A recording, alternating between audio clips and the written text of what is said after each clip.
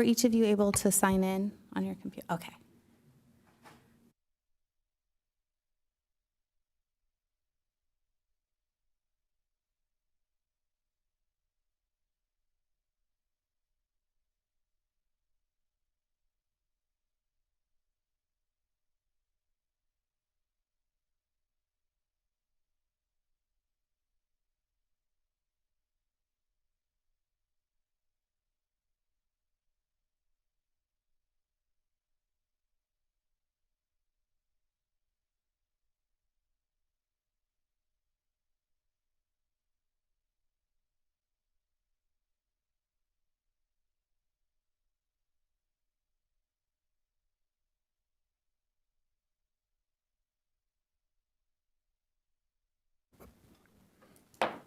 Welcome. I'd like to call the December 16th, 2021 regular meeting of the Encinitas Planning Commission to order at 6:05 p.m. Please turn off your cell phones or set them to vibrate. Agendas and speaker slips are available at the back of the room. And roll call, let the record reflect that 4 of the planning commissioners are present. Commissioner Sherrod is absent. And we next go to the Pledge of Allegiance. Please join me. Ready, begin. I pledge allegiance to the flag of the United States of America and to the republic which stands one nation under God, indivisible, with liberty and justice for all.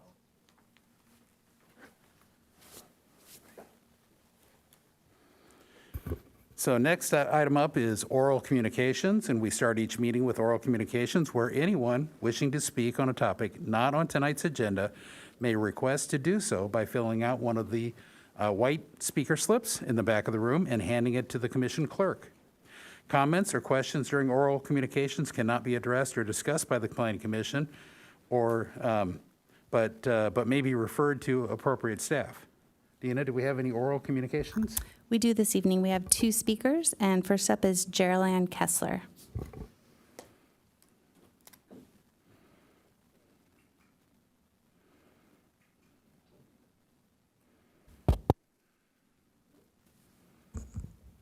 I would like to speak today about the environmental nightmare housing Staver project on Melba Road in Encinitas that is slated for 31 homes on 6.6 acres and to take down a grove of mature Torrey pines in addition to 173 other trees and 30 other smaller trees and native shrubs, and demo a beautiful historical home built in 1938, all based on the ill-advised density bonus law AB 2345, with potential backing from SB 9 and 10, the Ugly Stepsisters. While scouring the onslaught of paperwork from the city and county records for the Staver Environmental Nightmare Project, I found that not only was Anton Amersworth asking for an easement, but he was also the prior owner of the Staver property. This gentleman was also the owner of what is now known today as the Botanical Gardens, the original owner of the Larrabee's house. During his years in Encinitas, Anton became a major owner with a claim to at least 16 different properties in the general area, one of which was as large as 80 acres. He became a well-recognized avocado rancher listed in 1928 Avocado Growers Report that mentions he planted 11 acres of avocados in Encinitas in 1919.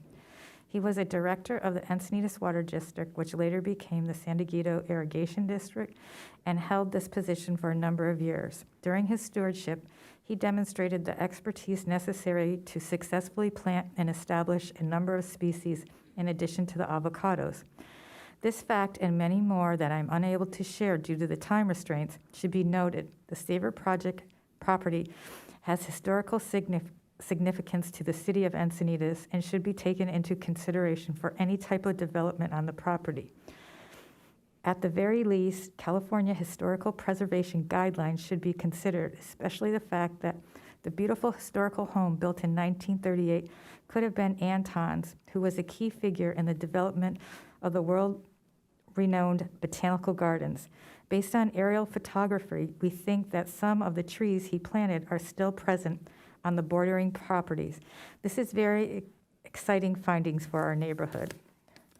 Please work with the community in acquiring this property from the Staver Trust with soft infrastructure funding from the community funding before you destroy this piece of sacred Encinitas heritage. Thank you for listening. Our next speaker is Jean Chapo.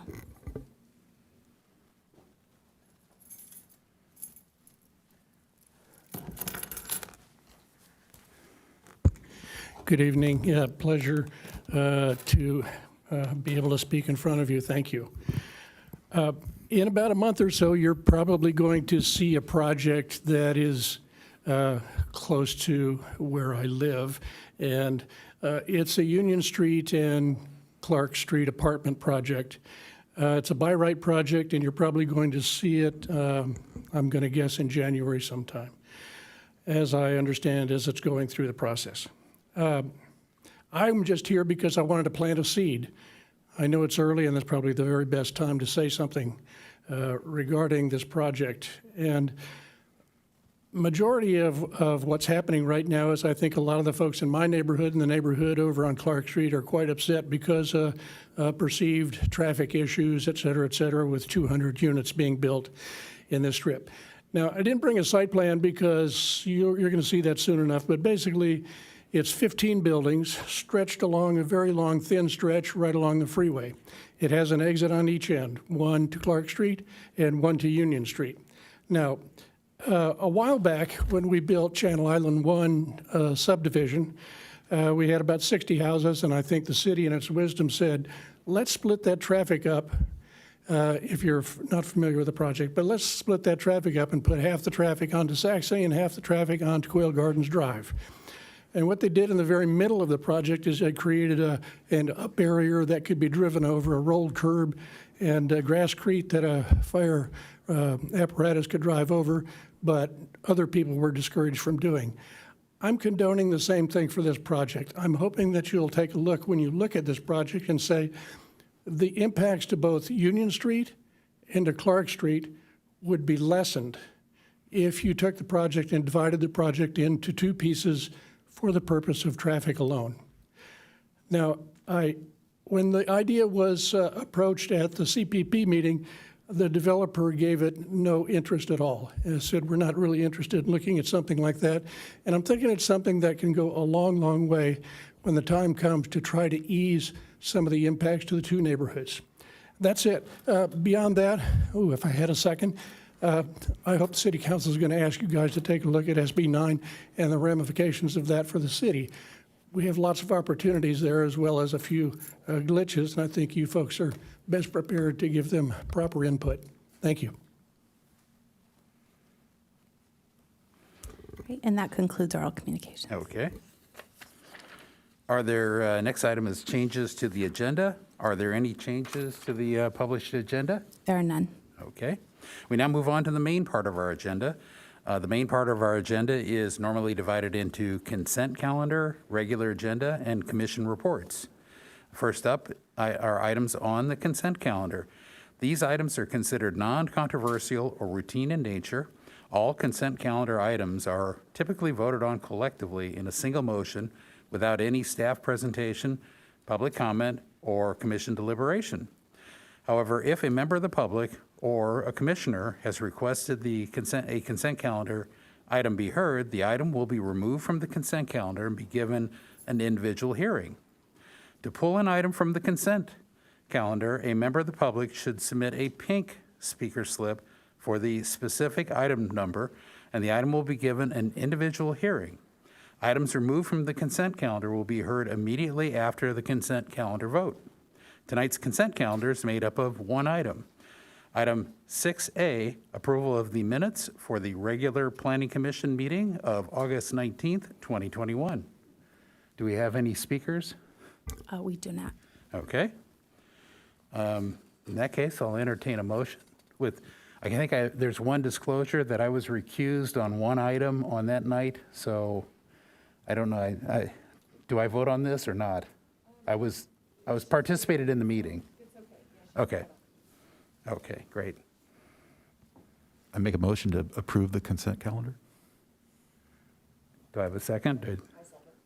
Cool. Let's vote.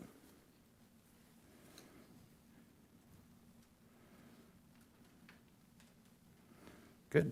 It passes.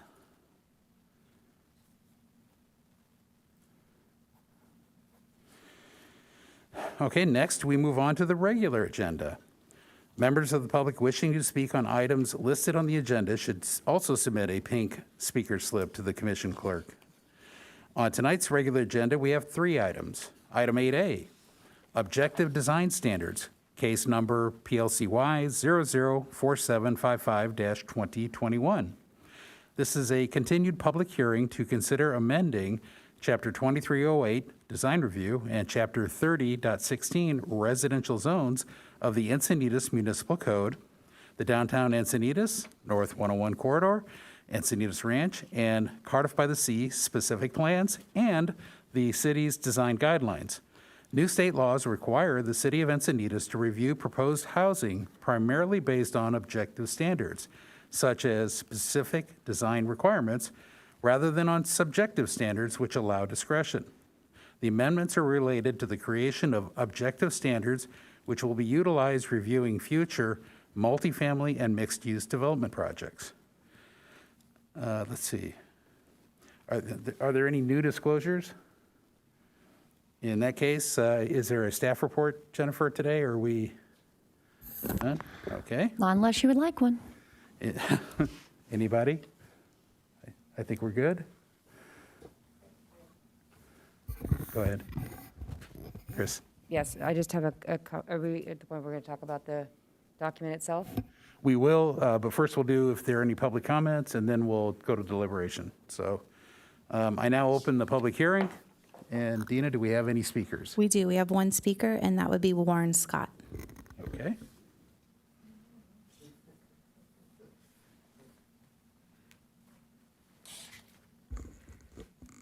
Good evening. I'm Warren Scott. Because I have a... And if you'd like, for speaking, we're okay with you taking off the mask. I'll do It's that. a lot easier to speak and easier for us to understand, too. Okay. Warren Scott, I actually have one of the items on the last one, the 3rd item. So while I'm waiting, I said I'd make a few comments on this, not to drag it out. Actually, I've kind of looked through this briefly on this, but I had just a few things that I just sort of want to... First, I want to ask, did we ever use an architect or any consultants on this purpose? Yes, the RRM was our consultant on this project, and that does have an architect, Scott Martin. And then Steve Dalton on our commission is an architect. Yeah, okay. The only thing I bring up on that is with being an architect and a homeowner being here since 1986, I've kind of watched the standards and these regulations kind of get more refined or more restrictive, I guess, or more difficult to work with. And also the staff itself has trouble with, sometimes we work together to get some things to achieve. I'm not against doing the standards or anything here, I'm not trying to say that, but I guess what I'm trying to look at is down the road, I keep looking at these as being supposedly guidelines and standards, but they've become more like rules and regulations. I think we should look at this as more some options and things that we can work with as architects on a lot of projects here. We have some good projects in the city, but we also have some that just don't seem to work out very well, and a lot of times I find the standards kind of get there and cause some of the issues. So, and also I would love to see that we have an architect on the city staff, because a lot of times working, no offense to planning, but they're not architects and they sometimes review things in a different light. So just basically a comment to everything here. So thank you. Okay, thank you. So we'll now close the public comments, and does staff want to respond at all, or? No, okay. So now we move on to commission deliberation. Chris, you want to start? Sure, I'll start. So I know we talked, there's several tables that are part of the document, and when we were going through the tables, we talked about getting away from using the word possible points in the tables, and a couple of the tables still have have possible instead of point value. And I just thought we should make it consistent throughout. Dave?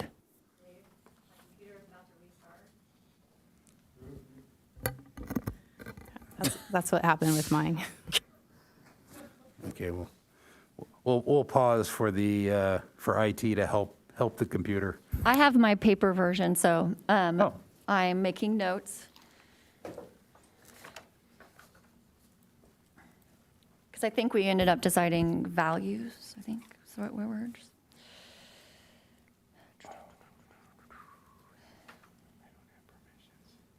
Oh, 'cause it's mine. Okay.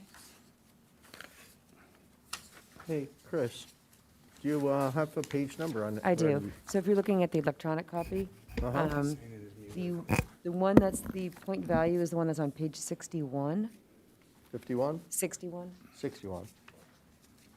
Right, because I know they split the guidelines from the standards, and guidelines can still have subjective language.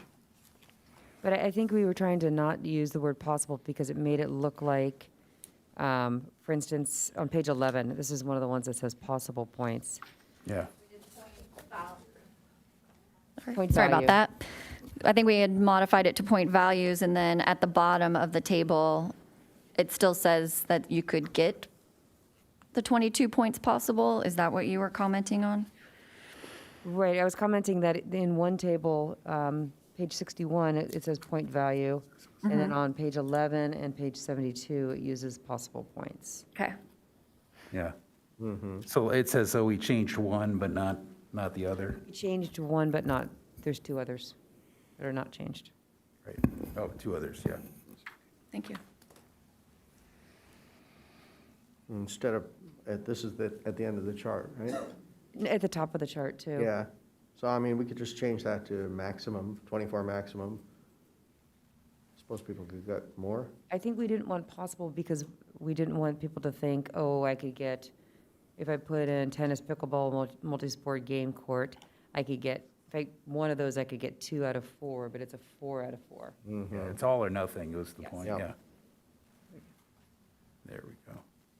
I just think we didn't want language that was confusing for people, or could be interpreted more than one way. Yeah, and we don't want that. Yeah. We want to make it clear in this that it's all or nothing. Right. Is it just me, or is there now like a loud echo? Is the volume way up? Yeah. I turned it, Speakers aimed at us. Oh, maybe that's it. Not used to that. It's As long been as it turned sounds down. okay to you guys. Dina just turned it down. I just watched it go down. Okay. You must have magical powers we don't have. Okay. Yeah, it's on our thing. So a question for the planning commission, do you want to go down through it? Do you want to do general comments first, and then if there are any particular issues that were missed previously, hit them as we go through? Sound good? Anybody have general comments or,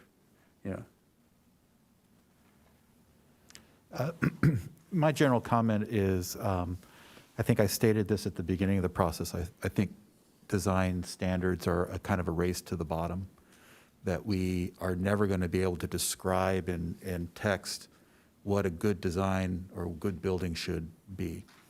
And I understand that maybe this train has left the station and there's going to be objective design standards, and we've done our best to, work through all those issues, and I don't want to rehash all of that. My question or issue is there language within here that would make it clear that the Planning Commission can approve projects that don't meet these standards? In my mind, these objective design standards are intended to protect from the lowest common denominator, the worst project that comes before us. But there are going to be really exceptional projects or good projects that don't meet these design standards. And I think we should be clear within our own board or within the text that if a project is going to go through a design review permit, that gives us the discretion to approve the project based on the merits of that project, whether or not it meets these objective design standards. but isn't that by definition discretion? That was No. the word. I would think that if we know we're trying to prevent housing developers coming in, but with a by right project. If they want a by right project, they can meet these objective standards. If that same developer comes in and says, take your bite at the apple, I will subject myself to a design review permit with you, then they can deviate from these standards because we have an opportunity to opine and judge the project based on its merits. So I think what you're saying is that if the applicant voluntarily says, I subject myself to a voluntary design review, even though I'm entitled to a objective design review because I'm a multifamily more than 2 or mixed use greater than 2/3, then we could go through. That's a question I think for either city attorney or planning staff. Can we have that construct and still meet state law? Yes, because, well, with the housing, you can't deny the project if it's meeting its design standards, the objective design standards. Can we approve the project if it doesn't meet the objective standard? Yes, because it's a discretion, if you're doing a discretionary review process. Okay. So I'm trying to I look think that in this answers- I think section. it's there by design. Because we could apply design guidelines still through the discretionary process. That's why we're keeping them together. But when a project is by right or is not having a discretionary process involved, then the only avenue in which we are going to apply design review is through objective design standards. I guess I'm just asking that maybe that be clarified in some sort of narrative or something at the beginning of this document that says, this applies to a by right project, you need to comply with these. But if you are a design review project, the Planning Commission is not beholden to try to enforce the minutia of all this. The only thing I would question is, what findings would we have to make to not comply with a shall statement in the standards, in the design review standards? And I'll look for staff to help. So that will be the issue, is when there are items that say shall. To Jennifer's point, I think we're probably going to have to discuss this a little bit more. I understand where you're coming from with that, and there are guidelines, and so how we use the design guidelines today you're meeting the intent of the document.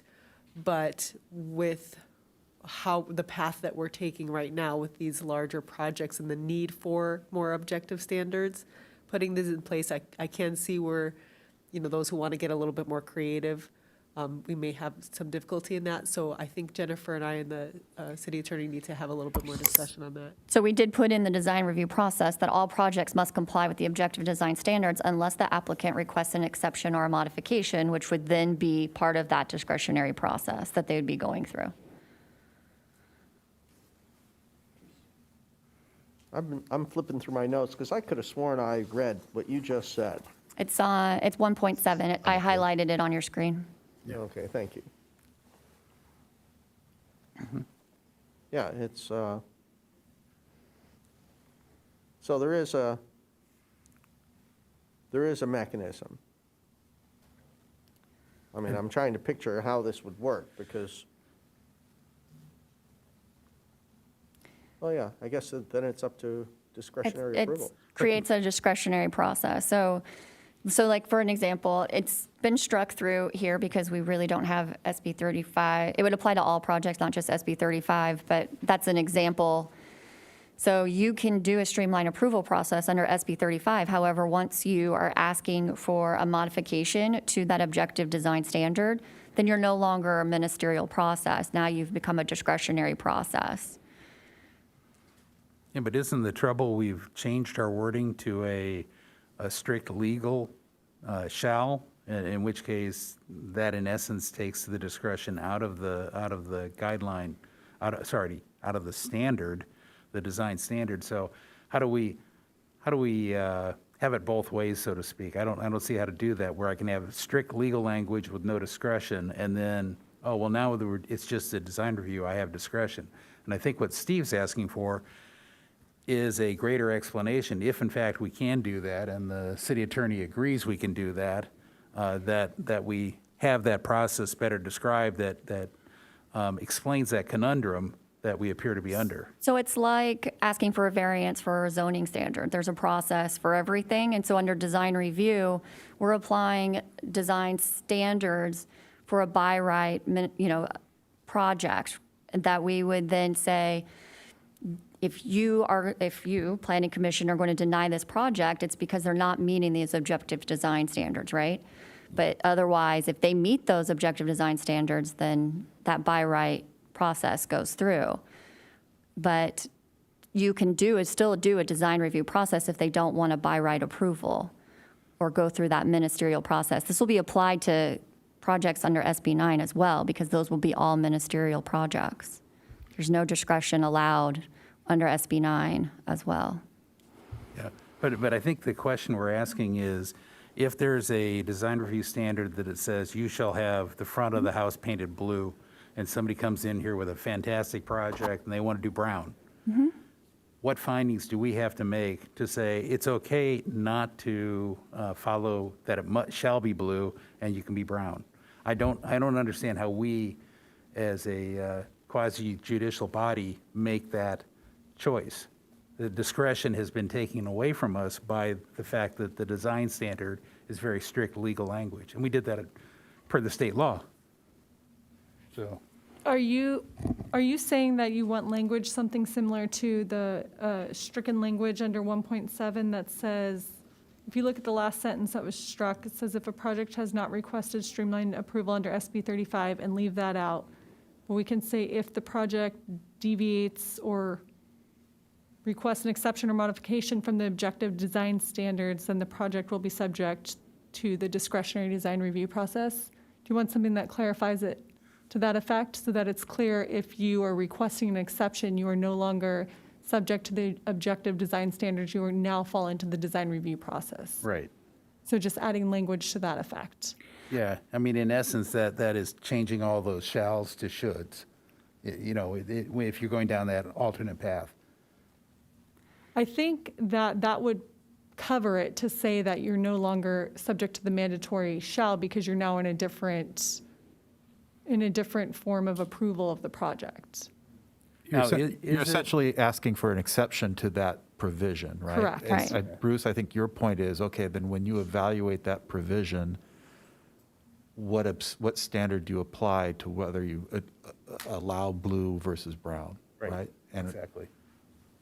I think that's where, And in essence, having a statement like this, and even more than that statement would be helpful, I think, would allow the future planning commissions, in the case of a discretionary design review, to then consider each one of those as not strictly mandatory legally.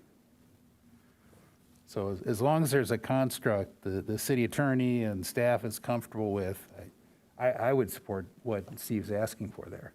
I would agree with that language in principle. I don't think that SB 35 should necessarily be, you should be able to go through SB 35 and do No, a design review. just taking that language or leaving that language stricken and kind of inserting the rest of it, massaging it a bit so that it makes sense to what we would be stating. Yeah, because the objective design standards apply not just to SB 35, but to any multifamily greater than 2 or mixed use greater than 2/3 residential, correct? Those, if they select, if somebody comes in here with a multifamily that is not by right under SB 35, they still only have to meet the objective standards. Am I correct in that statement? Yeah, the paragraph above 1.7 at the top of the page on the left-hand side Yeah. states exactly, Yep. it's beyond the SB 35. Yeah. So, but what we're saying now is that any project could come in, any applicant, whether they're SB 35 or a multifamily or a mixed use greater than 2/3, they could also go through discretionary if they don't want to, if there's some objective design standard that they can't quite meet, don't want to meet, who knows what they could make trades with, and at the discretion of the planning commission. I think this is wonderful. We need a process. I would ask for, in this wording, and whatever comes back, that there be clear indication of what findings the planning commission would have to make. And in other words, I know I can't deny an objective or a streamlined project unless it violates an objective standard. What findings do I have to make if I'm not meeting a design objective? I'm still not clear, sitting up here, what I would use for my basis for my findings. It has become gray. So is it public good? Is it Yeah, community character? Is it meeting the general plan? I think, we already shot down the phrase exceptional design as being Yeah. impossible to define. yeah. We'll work together on language regarding that, especially what happens to the shalls and compliance with those. Okay. And the types of findings you would make might possibly be, a finding with the design review process, exempting yourself from the by right. But we will definitely need to kind of word that so that it's very clear. Okay. Any other questions or general topics? I had one, just for clarification. The LCPA review period already started and ended. How did that work, that we haven't finished the draft and we can go through the LCPA? Is the LCP portion not changing really, basically, other than I take it the design review guidelines are not part of the LCPA? So the LCPA, yeah, right, so the design guidelines are not. So we opened the 6-week window when we started this project, and it has to complete before we can go to city council. And then depending on the changes, if it's substantial, then you can reopen the LCPA, and that again just needs to close before council. Here's the item. So since we're essentially trying to take our existing design review guidelines and those that are more objective in nature and convert them into purely objective, but not add new policies, so to speak, we can claim that we're not changing much, and therefore the modification approach would work. Okay, good. Yeah, so only when we do substantial modifications do we reopen that LCPA window, but regardless, we're always open for public hearing and public comment under the LCPA throughout this entire process. Yeah, okay, great. And if nobody else has, I have just overall, Jennifer, home run. You managed to get everything. I went through, like I always do, my detailed notes, and it's like, there it is, there it is, there it is. So thank you. Thank you. Well done. That's why I was like, we'll do this one more time. I hope I caught everything. I can personally tell you sweat bullets over this. You can just tell. It jumped out at me. So I don't know if I have literally just a few comments that on line by line. What is? Do we want to start on the resolution itself, those comments, changes? Did I capture the edit that you wanted for the specific plan amendment language? Yeah, the resolution, when I went back through it, I don't think I had. Okay. And you liked the amenities? I especially like the amenities. I had a couple questions on it though, but nothing to change. Let me go down. Well, let me see what everybody else wants to do. Do you have comments on any of the changes, or do you have a few here and there? None, Kevin? I have very few changes, if any. I actually, the amenities kind of was intimidating, simply because, we've listed so many. I'm like, oh, God, it's like, how long before somebody comes with one we didn't? Aardvark entertainment area, something foolish. But my apologies to Aardvark owners. Yeah, no, this is a masterwork, and honestly, and you kept the pages the same for the most part, which is just a bloody miracle. Yeah, I thought it was black magic, but okay. Chris, I'll did take it you away. want to hop in on what kind of comments or how you're organized? No. Okay. So I would say as quickly as we can to get through this, just go down and discuss each section by section like we did, but I think we can do it at hopefully rapid speed. Yep. So starting on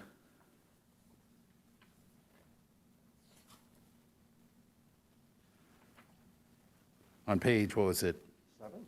7 or 8, yeah.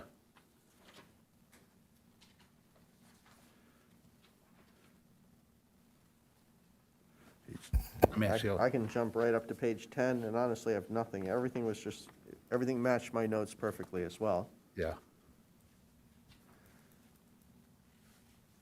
I think I was up to page 22.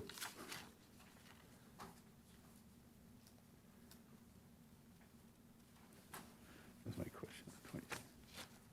And, no, I really did like the matrix, though, and we got the 10 to 49 units, so we didn't get into the, we See, don't on- get the smaller. Before you get there, page 22, the definition, and I love how it now says design standards, design guidelines. Since these apply in all of these, in the design review, but really also in all the specific plans, or would we want to add this to the municipal code definitions 30.04.010? Add which? The word design standard? The design standard and design guidelines, since we're using that throughout the document with capitals. And I don't know whether we also want to throw in, what was the deemed submitted? Because I think if they only had meaning if they only have meaning in the design review document here, then I'm okay with them being defined here. But if they're being used elsewhere in specific plans at all, then I think it needs to go in the municipal code definition.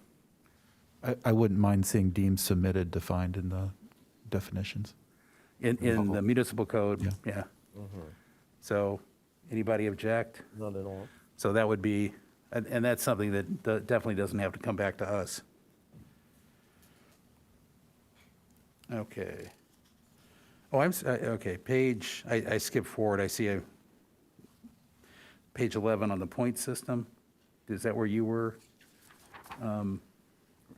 Kevin? Yeah, I was at the resolution, the draft ordinance 2021-23, which starts on page 7. Yeah. I think that was the first one, Jennifer, you were asking about, right? Yeah. Yes, you said page 10 that you were on, that you had a comment? Yeah. I mean, that's just where the changes begin.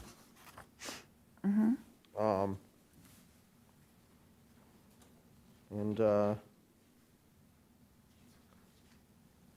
page 11 really is where the amenities start. And then from my notes, I remember we changed from the 20 to 49 was too high. Then we go 10 to 49, 50 to 99, 100 or more. Honestly, this was beautifully done. And you did most of the legwork on this.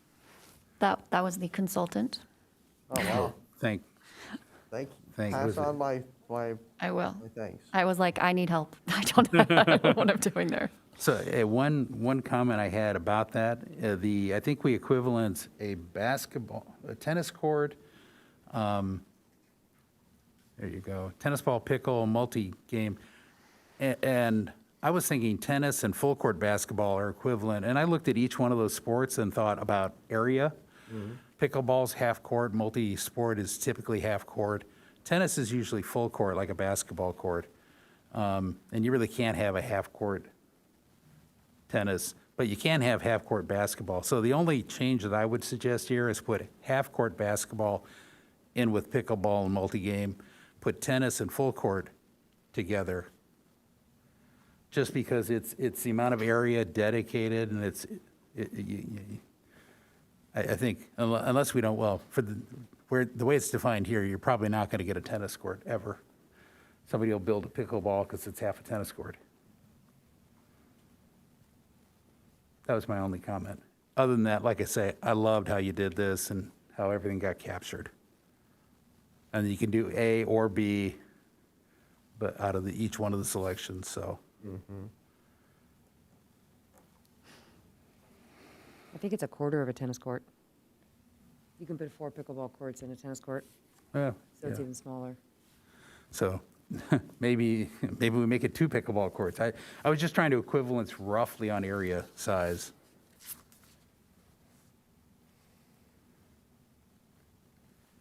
So I'm not getting Yeah. any response out of you guys, so Honestly, I hadn't given this any prior thought. you're so quiet tonight.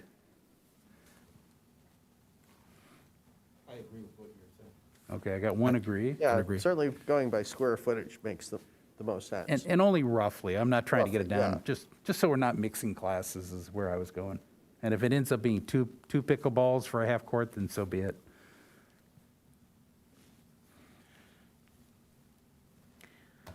Can you, so 3A, you're saying combine with, I'm not saying combine. Notice how it says tennis, pickleball, and multisport.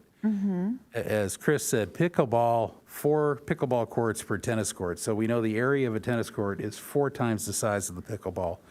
Multisport can be anywhere from a half-court basketball or a half a tennis court down to a quarter. And so I think we're mixing sizes in there and giving the same credit, where I just think if we want to do this a little more equitably, there would be the half-court items in one, the full-court items in the other. The only 2 full courts are full-court basketball and tennis, 'cause they're roughly the same size.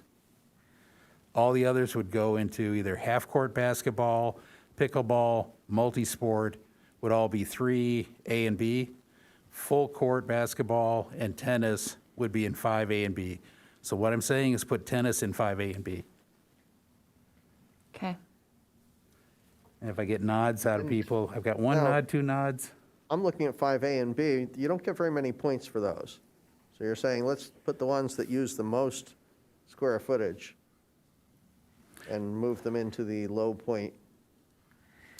Yeah, Now maybe, you're even less likely to get a tennis court. well, I mean, a tennis court, if a tennis court and a basketball court are both using more ground space than the other sports, then it would seem to me they would be deserving of And more I- points. I agree. What if we made 3A and 3B 2 and 3 points, and make 5A and 5B 3 and 4 points?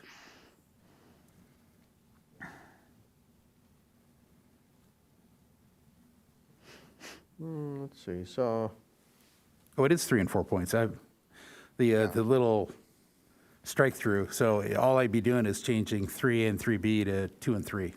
I just did it while you were talking. Oh, okay. I thought I hadn't read it.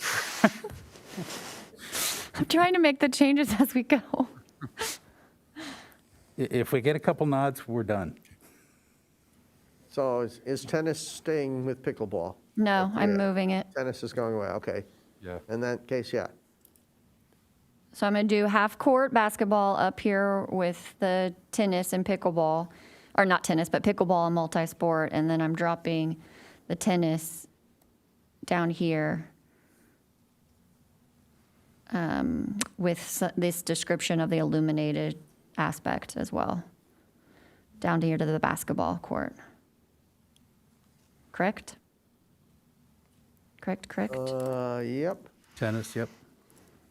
You might say full basketball court. Well, I guess you have It it says there. You that. got it right there. Never Yep. mind. Yeah.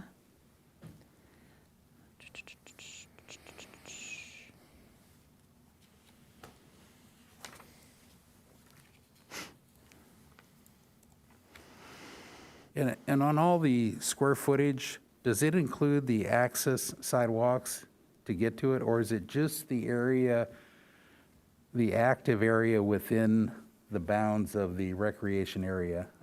I thought it'd be useful to have, again, to reduce subjectivity, is to have a statement somewhere in here that says the square footage is defined as the active recreational area and not inclusive of the access walkways to access the facility.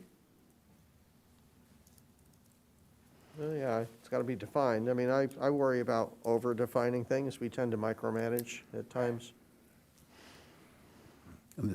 But this is supposed to be objective, right? True. So exclusive of access walkways? I'm a little concerned that there's only 2 items with 1 point. So if you have a 10-unit project and you're required to provide 2 points, you're going to have to provide a half-court basketball and a shuffleboard court. It seems like a lot of amenity for a 10-unit project. Or a dog park or right? Or, So these are all 2 and 3? So they would only have to do like one 500 square foot picnic area. yep. Or a dog park. What was the picnic area you just mentioned? 500 square feet? 500 square feet in a 10-unit project? That would be big, wouldn't it? It would be pretty giant. 10, 50, yeah, that is pretty big.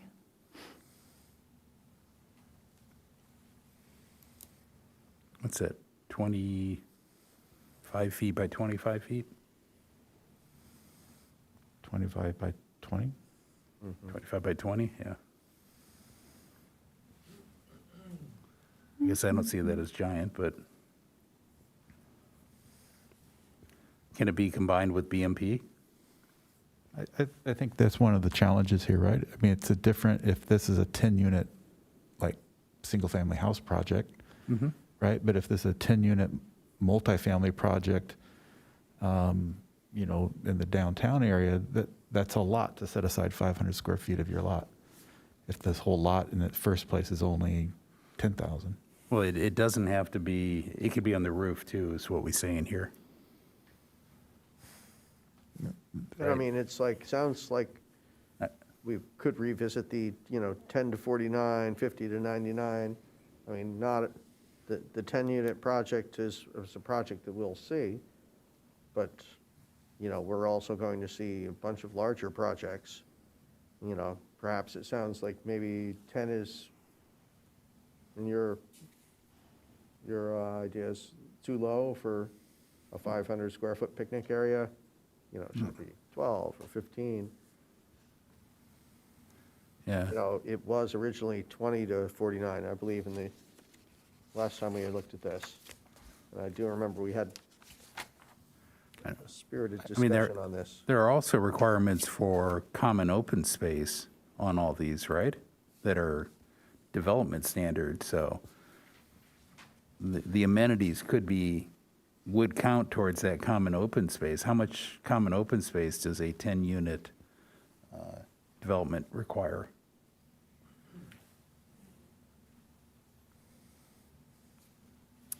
Our open space requirements are for the R30 zones. I'm trying to think of what it would be for the lower density ones. I think it's that section where it has the children's play area. I don't think it's a square footage. I don't know if you have that, Jennifer. That's what we're modifying right now. Right, there it is. So that's what we had, that general language right there on number 8. But I thought like Iris is not R30, but it had common open space. And on the really small projects, we had the discretion to waive it in the past. And I think that's still That's here. this right Yeah, here. that's that section 8 right there. Yeah. So I think that still applies here, but we usually use that to waive it for 2-family multifamily, 3-family multifamily, not 10, certainly. Correct. Yeah, so I'm personally comfortable with 500. I think anything less than that, and you start questioning the usability of it. And we could also, as we discussed earlier, I mean, if a wonderful project came in but just couldn't do that, they could come in and request to go the discretionary route. I mean, they say, well, we just can't make that. We can't get our 2 points under amenities. And we would evaluate it at the time. We have a mechanism. And if they can, all the better. Not to mention lot coverage limitations would allow this space too, so Yeah. I'm good with the way it is. And Steve also- is our architect, and, honestly, I don't really, trying to picture our last 10-unit thing. I think the 500 square feet or 20 by 25 could be carved out of most spaces. Yeah, personally, I think the numbers, the point values are skewing too low. Okay. That or that there's not enough We do, a smaller size one so that they could maybe pick smaller elements in combination to meet their I minimum. mean, I'm open for that. I mean, most of these are all like big sprawly things, you know, it could be, you know, a little arcade room or something, or, you know, I'm open to all sorts of suggestions. But I can see that, you know, having a variety of, you know, one-pointers that you could cobble together your approval, you know. This is like a really impressive list. It is all basically outdoor spaces. You know, would we want to include some other amenities that maybe aren't outdoor?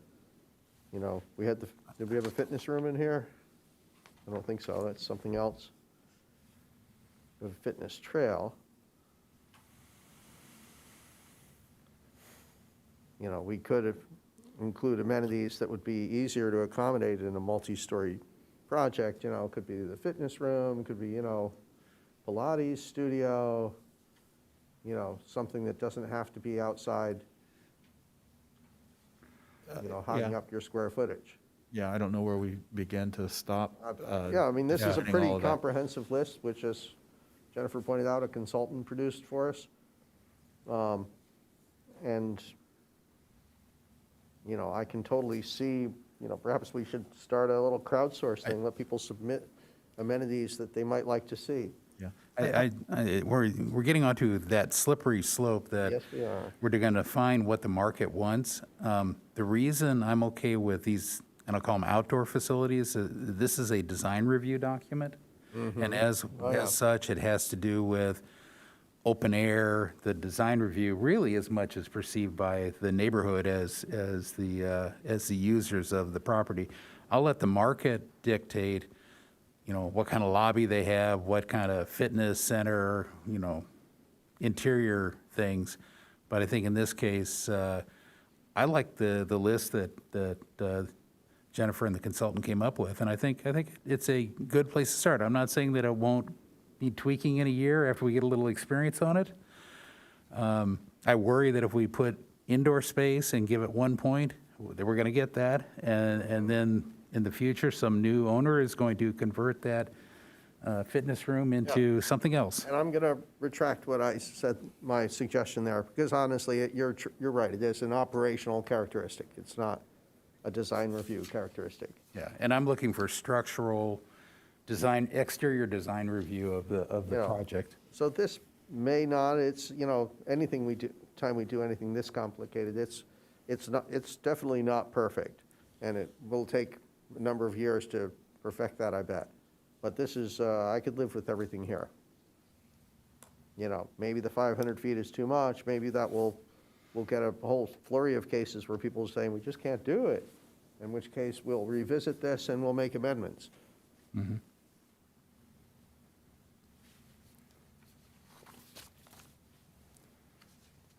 So do we have, maybe not unanimous, but do we have consensus, or? Okay.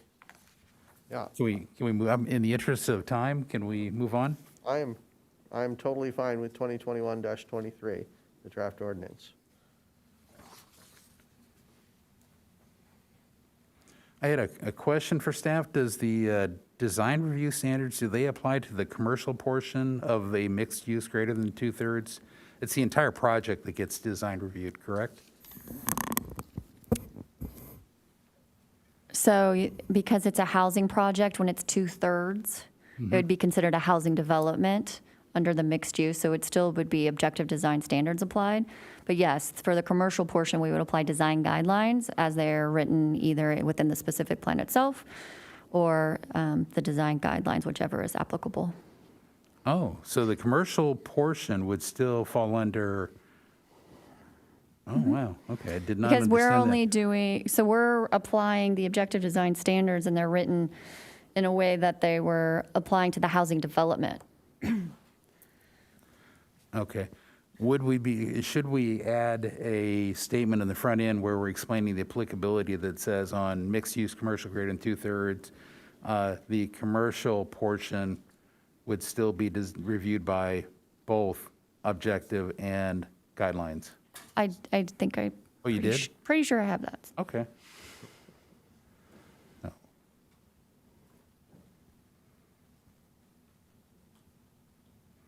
Am I understanding correctly, if a density bonus project comes in, we would say they were by right for the housing element, or housing portion of it, but if it had a mixed-use component, we would still do design review for the commercial component? Is that what I just heard? We would do a discretionary design review. When you said density bonus, I think you meant density bonus greater than 20%. That makes it by right, right? Because a density bonus would still go through design review, correct? Yeah, I guess what I meant to say is some by right project that happened to be Okay. mixed use, we would carve out the commercial element and say that was not by right? That's a good question.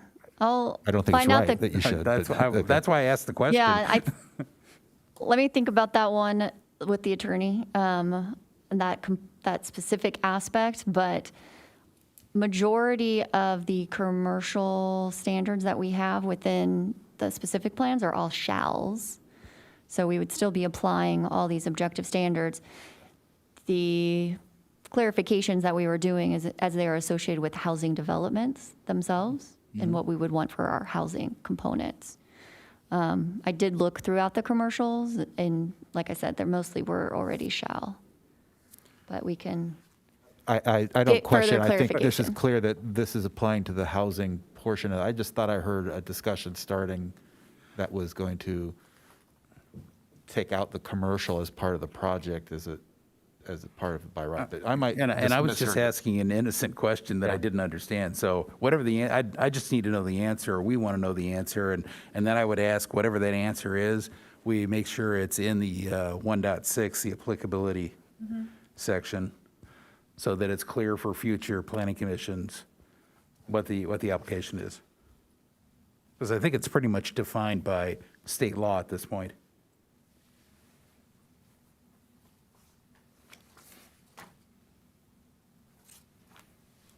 Okay, moving on. Where's your next item?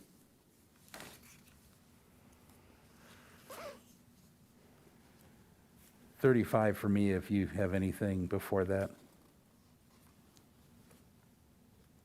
Hold on. I don't think I do. Actually, it wasn't even 35. Actually, I'm up to page 40. You're on a roll, man. Well, like I say, Jennifer and the consultant did a Oh, I great know. job, The separation and buffer section was perfect. which, use a number. Sorry, page 35. 2.6. So no comments? Just compliments more than comments. Okay.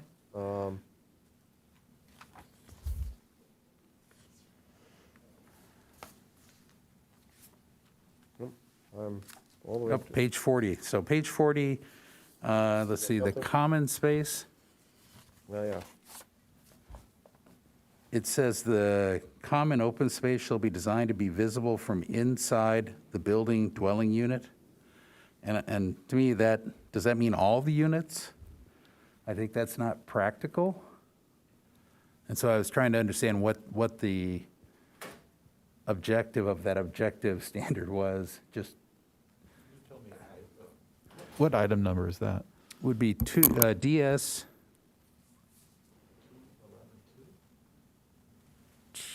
211.3. Designed to be visible from inside the building dwelling unit. And I was wondering, is that from every unit, from a portion of the units, from half the units? That does sound problematic to me. Yeah. Yeah.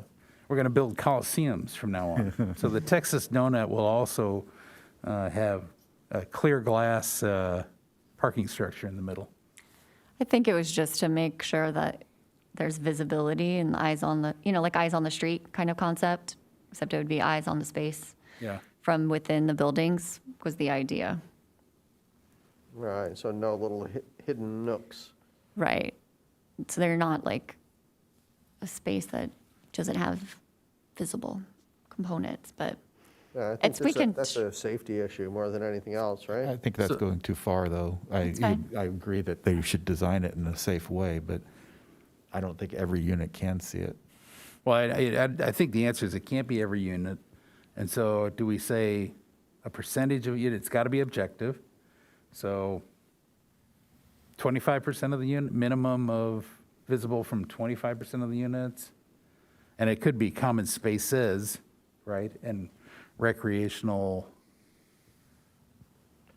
What do you say? courtyards. I think the gardens. intent or the thought was, so you design your project and then you've put your open space, just make sure that your buildings that are next to it have visibility onto that open space. Not that you're reverse designing. Okay. that So then it component. would be adjacent units have visibility. Right. I'm okay if you add the word adjacent in there. Yep, Okay.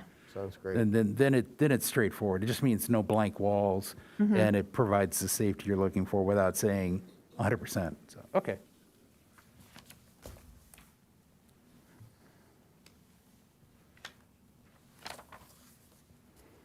Does everybody agree? Okay. Yeah.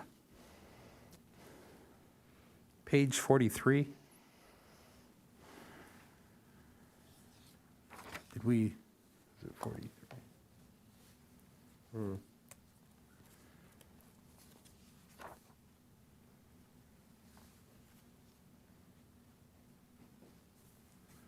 You have required on one side and discouraged on the other.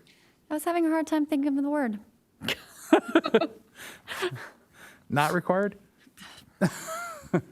Prohibited. It's more of like not allowed or that's. Not allowed, I think would be probably the better. Yeah. What, come on. Prohibited. I like right? not allowed. Not allowed? Thank Works for me? you. Thank you. There we go. It's been a long Our lawyer month. comes through again. It's also good to have a was lawyer Steve. on the commission, by the way, in addition to having an architect or more. That's funny. The old joke, everything that's not required is mandatory. It's a 1984 reference. Then I'm page 44 when you're done there, Yep. Jennifer.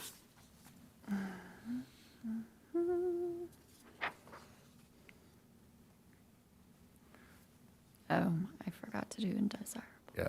I think the discouraged, encouraged becomes allowed and prohibited, or mandatory and prohibited, or whatever, on the right there in 3.3. Yeah, and I need to change undesirable as well.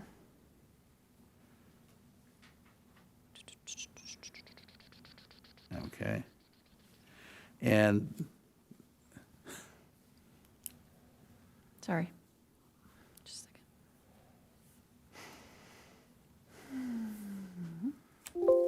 Of course I did.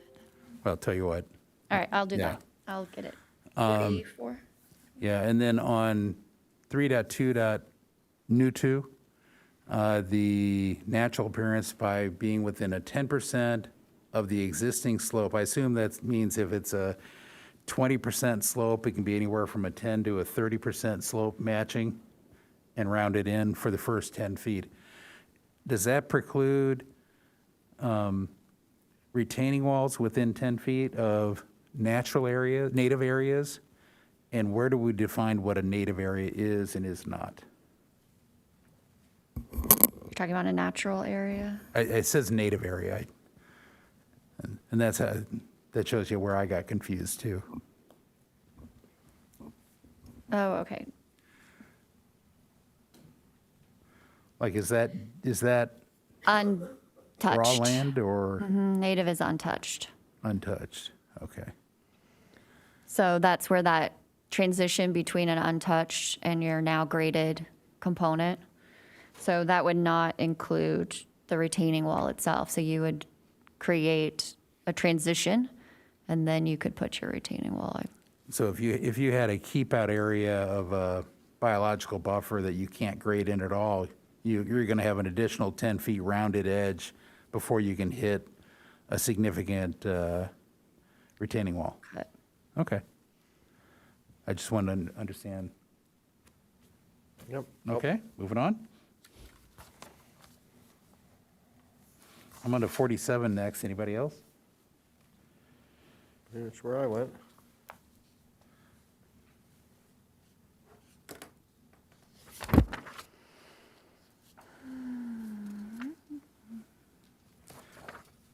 I don't have any comments on it. Aren't these all guidelines?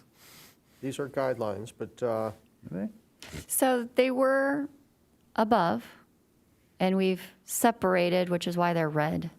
To clarify, so. right, they were interspersed with the others. And we've now separated the guidelines from the standards. Right. Perfect. Are we on 47?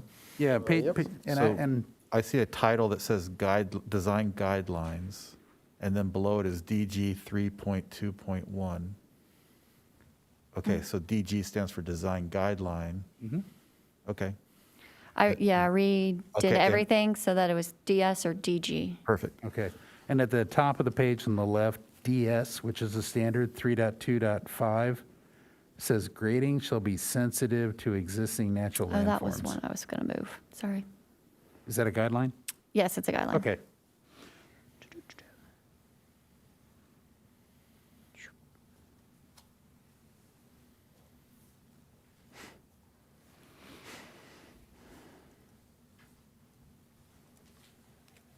And then somewhere, I thought we discussed last time about limiting retaining walls to 6 feet separated by 5 feet and having a maximum of 3 retaining walls sequentially up.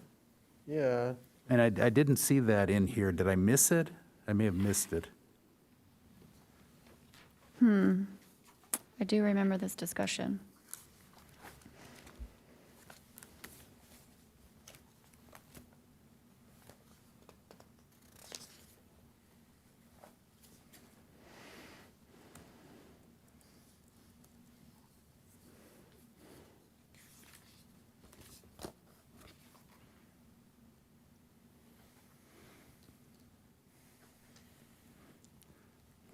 Maybe if you could go back and look at the discussion from last time and just capture that in a standard, I think in Here this it is. section. It's right here. Oh, did I miss it? I did. Perfect. Page what? 5, it's in section 5. So let's see, 5. There you go. I've got it. DS Okay. 5. 5 is page 66. Thank you. Next. I think we discussed this. Can paved includes DG? Do we agree with that? We did. What page are you on? Okay, you're agreeing? The architect agrees, as long as everybody agrees. Wherever we used paved in here, I just wrote myself a note that says, just verify paved is defined to include DG.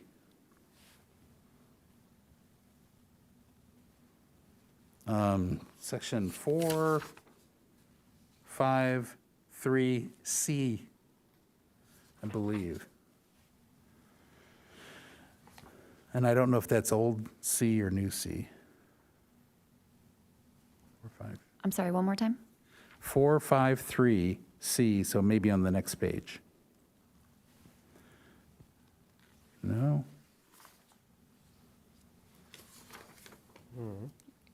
The C, Oh, it may so have, paving materials? yeah. Yeah, and I think it was somewhere else it talked about paved. I just wanted to make sure. We had specific A. We crossed out, it was pedestrian walkway shall be concrete, stamped concrete. So we took that out to allow for the DG. right, I remember this. When we struck, when we no longer defined it, then it's like, it is what it is. So Yeah. we had narrowly defined it in our original standards, and now we've stricken that. Just go down to the next page and then, See if I, yeah, okay. Good. I'm good. Page 53, unless you've got something before? I'm just noting on 53, there is design guideline Oh. 4.58 that describes pedestrian walkways as concrete, stamped concrete, pavers, or permeable surface material. But it's a guideline. I'm not too concerned about whether it lists DG in there or not. I remember in my notes that you guys had said, let's move it to design guidelines, but we can strike it. I'm okay with it being in the guidelines and just leaving it there. I'm good. It was a question as much as anything. So, because the permeable Right. surface material would be a DG. Yeah.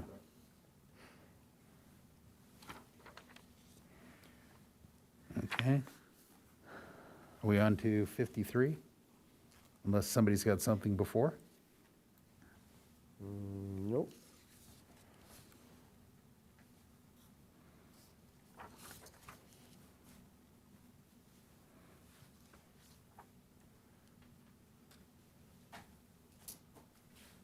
I think actually I'm good.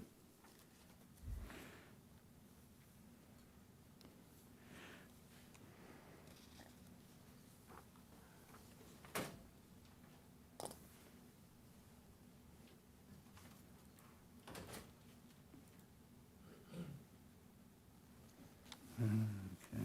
No, 4, 5.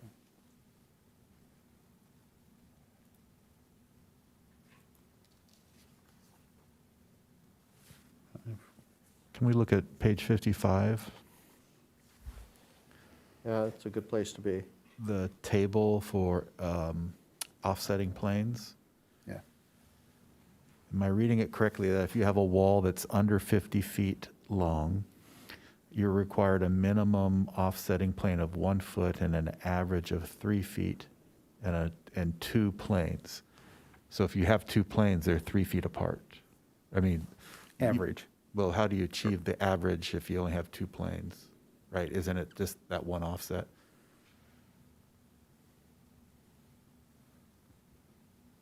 I think what they're saying is that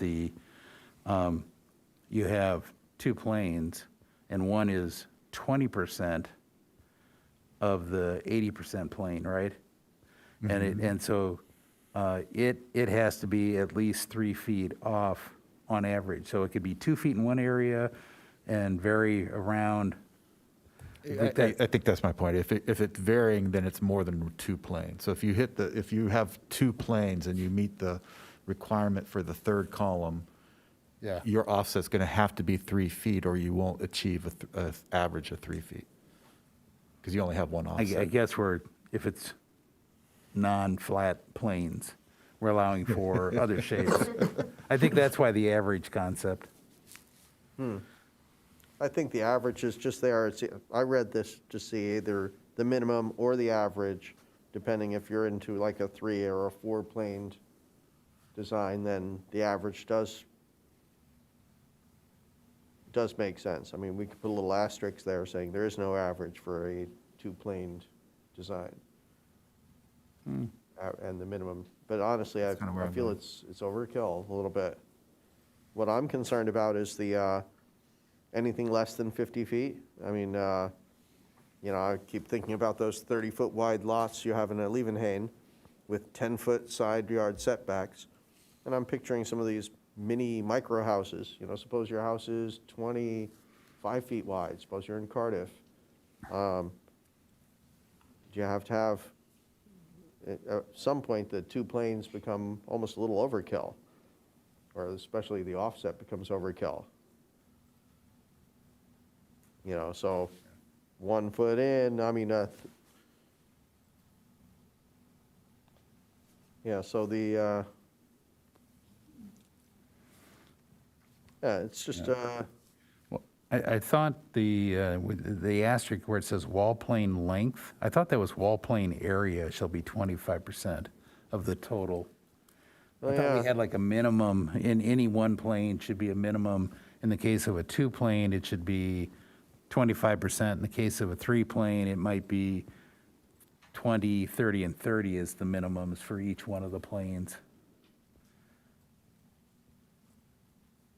so that you don't have a little 2% plane in one location. No, we did talk about that, I believe. And I think area makes a lot of sense, because I'm picturing some fun designs. Not everything is like a row of dominoes.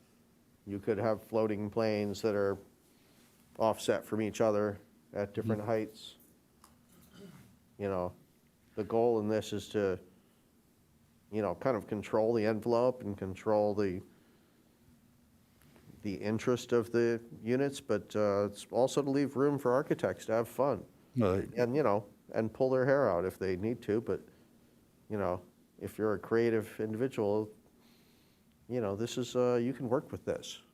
And I think it'll be more interesting than some of the boxes that I've seen in years I think past. the other purpose of it, of course, is to reduce apparent bulk and mass. And so there are other development standards that require third-story setbacks that will automatically give a project a setback plane that they'll get credit for one plane right here. Right. So I would look to add minimum plane percentages for 2, 3, and 4, just so we don't go below 10% or 20%, depending on the, I thought that was addressed somewhere else where we said it was, the minimum plane was 20% of the total. yeah, I thought we discussed it, and then when we went to 3, we had a different number for each one of the 3 planes. And I don't know that we said 4 or 5, because technically you could get a 5-plane project if it's huge and tall. I think this is where I was getting confused, looking back at my notes and like trying to follow back. So, so let's first, do we want to change the length? Do we want like 25 to 50 feet would be 2 planes? I would agree with that. Oh, and make less than 25 one plane? I'm Or good well, with you that. wouldn't need to do Yeah, anything? there's still other things you need to do, but if you're Yeah. less than There's 25 feet, you're- fenestration and other requirements later on Yeah. articulation. I would be open to I that. support that, I do. yeah. And then do we do, because it's 2 planes, then just do the 1 foot? And then the average, obviously, it would be 1 foot? No, I actually think that's where you leave the 3 foot. I would say 2 feet. Okay, 2 feet. 2 I feet would- average. I would support 2 feet. Okay. All right, so then the number of planes, we're saying the minimum, so I said the wall plane area shall be a minimum of 25% of the total area of the elevation. I think we talked about 20% at the last meeting. I would support 20% minimum. It's a minimum standard. People could do more if they'd Yeah, like. sure. Yeah, so I've got 2, Yeah, 20. 3, okay, 4. Okay. So on the first line, min average is going to average. It's only going to be 2 feet, no double entry, 2 planes with a minimum area. The minimum for the planes is 20% each. 3, can I propose 5 feet average? And 20, 30, 30 as the plane minimums. Doesn't add up to 100 intentionally. It just means you can't have any one plane smaller than 20 and the other plane smaller than 30%. Sure. Okay? Going for the 100, 7 or 8 feet. I'm just splitting the difference, trying to get an average offset. 8 feet? 8. Yeah, it's 100 foot. It's a big thing. It's a big place, yeah. And then say 10, 20, 30, 30 for the 4 planes? Is that too much? 10, 20, 20, 30? Do you need to adjust it, or could you just say any one wall plane should be at least 20% of the total wall surface? So even if you're talking about 4 planes, Okay, you've got to have a 20% okay. area in No, order I'm to. okay with that. Where it gets troublesome is when you hit 5 planes with a 3 or 4-story building, in which case you don't want it adding up to exactly 100. You want to give people flexibility. So I would say, You're right. yeah, I would say for that 5, for the +1, which would be a 5-story, a 5-plane, huge project, 5 planes, 10, 10, 20, 20, 20, something like that. It lets some axis depth, and then it gives you, That's fair. Yeah, honestly, we don't know exactly how it's going to work out. I'm kind of want to go home and start trying to design a structure right now. Could we clarify in this, I'm sorry, did we get consensus on that one? Can you help me write it question for- again, please? Yeah, Any any so, one wall plane area shall be a minimum of 20% of the total area of the elevation if 5 planes? well, I would probably put a column on your little table. Mm-hmm. And so let me do each one of the entries here. So starting at the top row, it's now 25 250 feet. Mm-hmm. It would be a 2-foot average offset, strike minimum on there. You want to get rid of the minimums altogether? Yeah, and we're just going to one entry, 2 feet. So you can get rid of the 1 foot there, right? Number of planes 2, and then if you just want for notes, do the 2 planes should be minimum 20%, 20%. You can write it right after the 2 right now, just for expediency. You can format later. Yep. And so 3 would be, the next one, 50 to 100 feet would be, did we say 5 feet? Get rid of the 3 feet. And it would be, Excuse me, I thought we were changing the average offset, not the Yeah. minimum offset. I think we were getting rid of the minimum and just going with the average only. Because we're defining the minimum percentage. As long as you have the average, you're good. It could be kind of wave a little and, Would you not want still to make sure that there's that depth to it? I think the minimum's important. If you had a 6-inch offset and you said, oh, that's a different offset. okay. I think we're saying What do you want to make the minimum? 1 foot? at least a foot. Okay. So I'm good with the 3.5, 1, 2. So in yeah, that, honestly, I was happy with the min average. I think just Okay. with the 25 to foot, with the, okay. the only reason we ran into issues there was that 2 planes aren't Yeah. going to have an average offset, because there's only 2 planes. So I'd say we could, I think in that case, we agreed on 20, 20, 20. And the reason I'm having you write them out is when we get to, we're going to have to add 1 more row for 5, because we have that case, and we obviously can't have 5 of 20%. We could, but every building's going to have the exact same proportion, so. Okay, with 4, 10, 10, 20, 20? yeah, I mean, we could just change it to, instead of having individual entries here, just change it to 21. 21. And any one wall plane shall be a minimum of 21% of the total area of elevation, and that way it'll never add up easily It to will when we hit 5. The problem 21, we have- 21, 21, it'll come to 105. How do you do that? Oh, yeah, right, okay. Oh, okay, never That's the mind, only reason I'm doing it. Okay. carry on. So 10, 10, 20, 20? Or 20, 20, 10, 10? For the 4? What if you did the same concept as you were doing before of any one wall plane area shall be a minimum of 20% if it's 2 and 3 wall planes, but 4 and 5 would be a minimum of 10%? I think that's I'm essentially okay where with we're that. going. Yeah, I'm okay with that. You can do it that way. Although, I mean, at And- 4, a minimum of 10, we could end up with a single wall plane at 70%, which is, I Yeah, don't know. that was the kind of thing I was trying to avoid. That's- So 10% at 4 is, and 5 is no Yeah. good. Without having gone, we're obviously, this will get reviewed in the future as we go through this and see more projects. But I think because of the 70% problem, you could get a substantially flat wall with just 30% of articulation. And that's what I was trying to do with the 10, 10, 20. You still got 60% that is articulated off the main plane, or at least, I guess, actually you don't. Yeah, 60, right. in the case of 4. Now, I think you have to add one more row for 5. Because if you have something that's greater than 100 feet and taller than 2 stories, 30 feet, we will have 5. And so we just have to allow for that. And that's probably 10, 10, 10, 20, 20 minimum. I mean, again, just to simplify it, we could go with 15 for the larger units.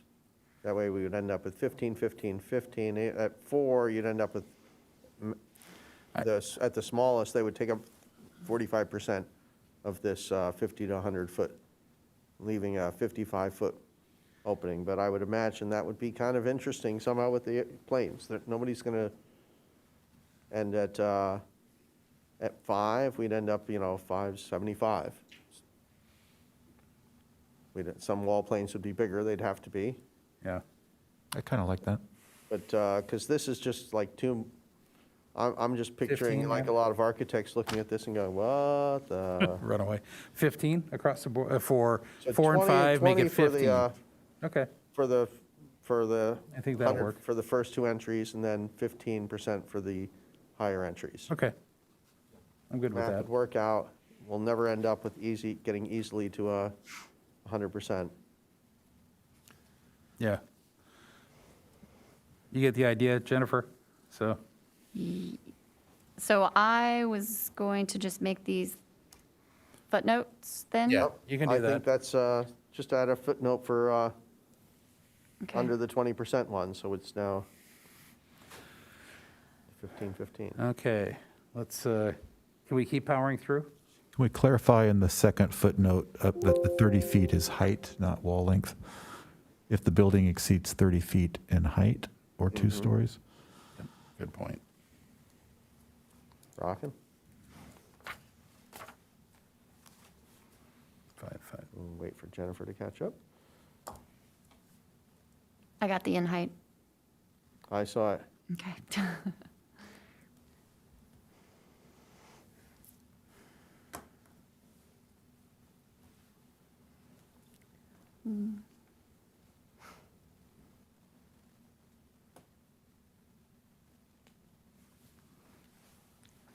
I could jump up to page 58. I have one quick comment on 57. Okay. 552, it talks about material changes shall occur at the interior of intersecting wall planes. Would we never have it, and this is an architect question, would we never have it at the outside corner of a wall plane? We might talk about that later tonight. I mean, personally, I think it's better at an inside corner, but is it a universal truth? No. I mean, there are some nice examples. It does change. I mean, that's the problem with this. Yeah, so it's okay the way it is? I'm looking for your opinion on that one. I'm on 57. Which, is it the diagram you're looking at? 552, Oh, 552, sorry. design standard 552. I'm okay with it this way, I wanted to make sure we weren't, there wasn't. I was confused. I couldn't quite recall the intent of this. I think it's to make it not look like a applique that's put on the outside of a building. And if you turn the corner with it, it looks like it's a substantial same material, so it's the appearance of, I think this is a case, I could think of a lot of really bad examples where you'd want to enforce this rule. okay, And I can think of a lot of really good examples that change the material at an outside corner, and I'd like those to have the ability to be approved, yeah. as getting back to our earlier conversation. So I'm okay for now with it this way. If they want to go through discretionary, they can, but I think it's kind of a minimum standard, and let's see how it goes until we review this again. I'm okay with that. Okay. What's the next page?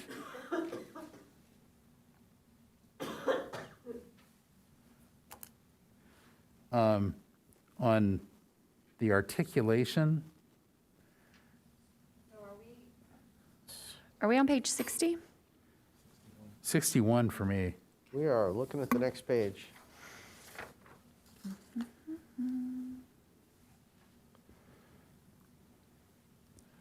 Any questions or comments on the points here? Down on 62, I was wondering if we could have higher point requirements for a 3-story or taller or 30-foot or taller building. Because it seems like they're more massive, and we obviously have them in the city. And if so, what would that number be?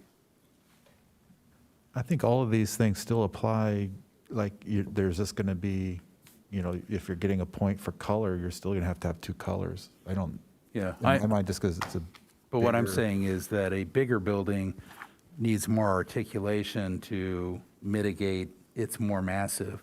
So More if- than 10 points. more than 10 points, so, whether it's 14 or something like that, 12, I don't know.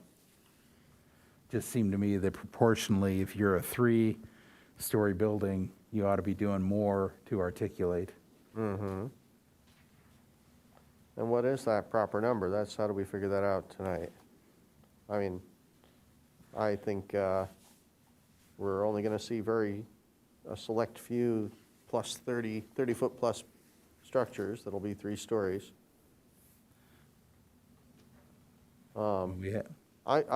It makes sense to ask more of the larger projects, especially the more impactful ones.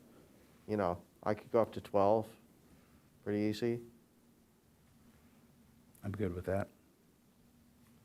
It's not much, and it's enough where it's like, if people are going to scream about it, we can deal with that. Chris, Steve? So this would be for structures higher than the 30-foot height limit or 2 stories. greater than 3 stories or above. Yeah.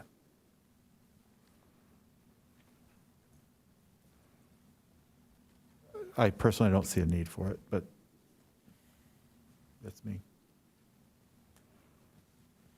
Chris? No, I support that idea. I said I support that idea. Okay. I couldn't hear you, my mask. So we got consensus, but Are you not looking at unanimous. 12 points? Yeah, I think 12. It's not that much more.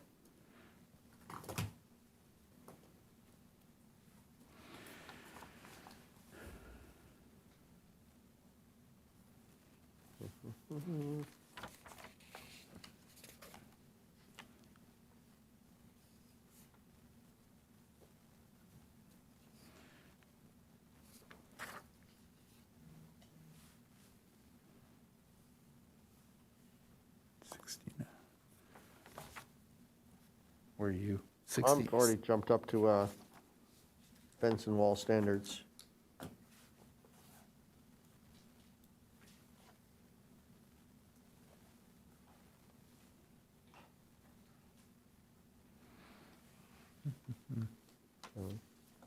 I had nothing to add. What page are you on when you say that? That would page 66, where it gets interesting for me. Go ahead, whatever you got, I'm beyond that. Okay. Let's see.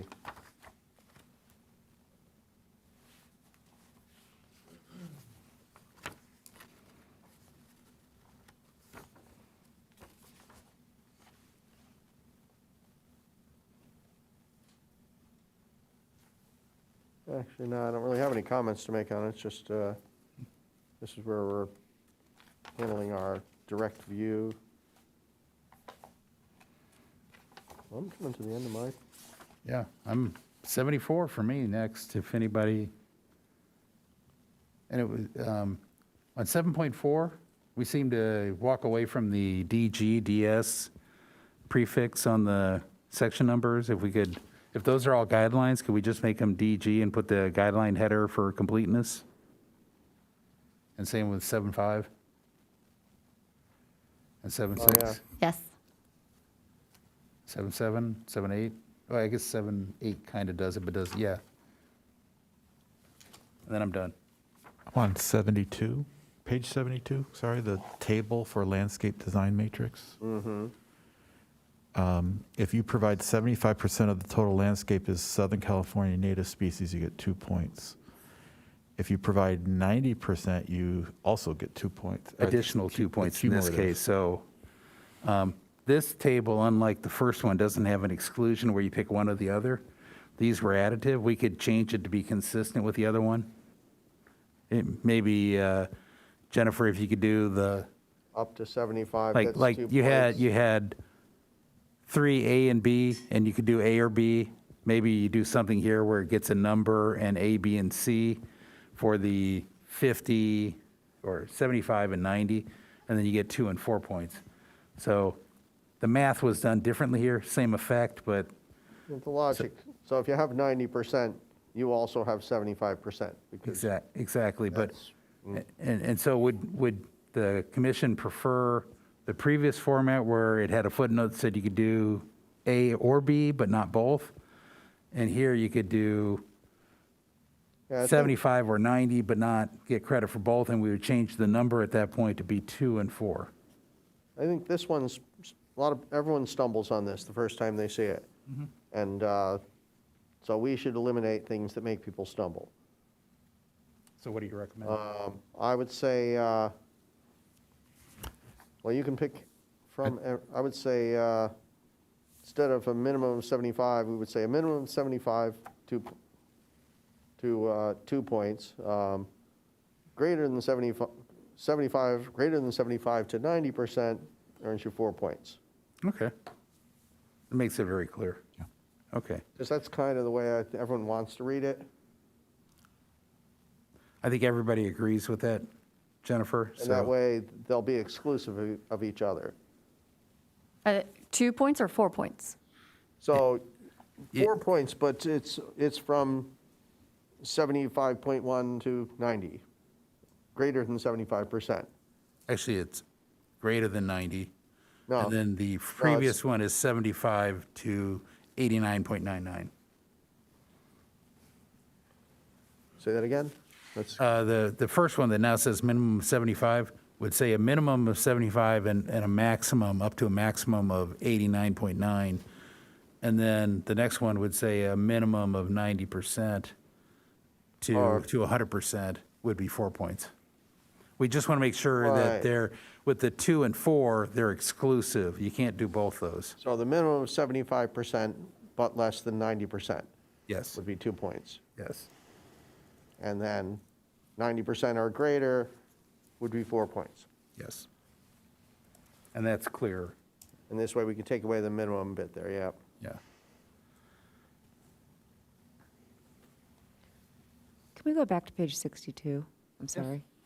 So, not an architect, but I just had a question about the design standard for window treatments. It looks like it gives us 2 options. Are those the only 2 design standards we'd want to have people choose from?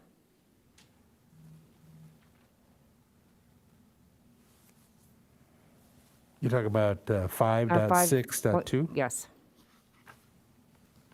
I guess I'm asking Steve.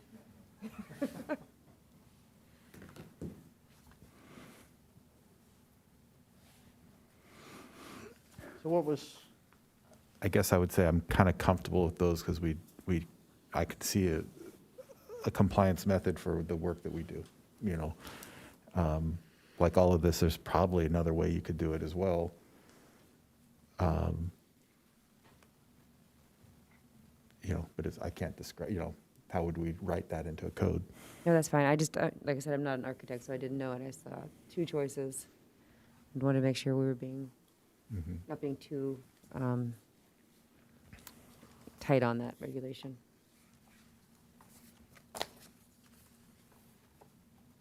Yeah, Okay. Any other comments from the commission? If not, I'll entertain a motion. well, assuming we have everything we need to move forward with this, do we need to bring anything back? I don't think so. Given that, incorporating the comments that we've made this evening, I would move approval of this item.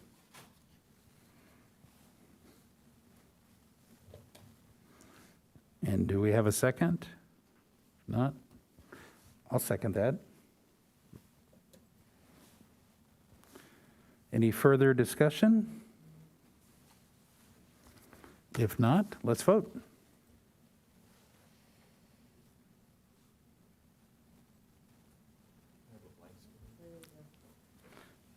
Uh-oh, Who'd we miss? who did we miss? Steve. We're missing me. There we go. There we go. All right. The vote passes or unanimously with Susan being absent.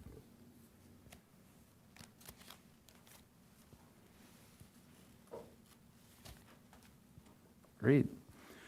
Should we take a 10-minute and no more? We'll try this again. Be back at 5 till at 7:55, and then we'll go through the last two.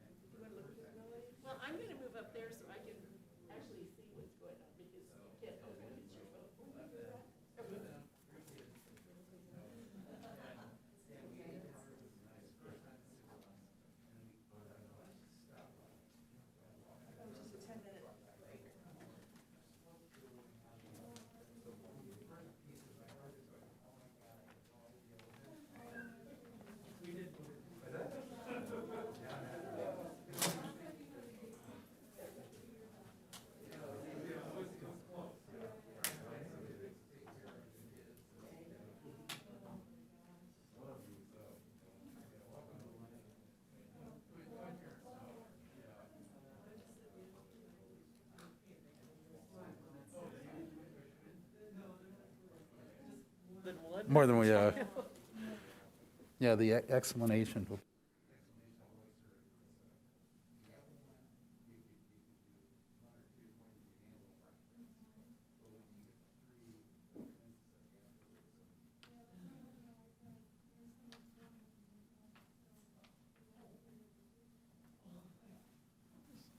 See, do we have everybody? Yep, looks like we do.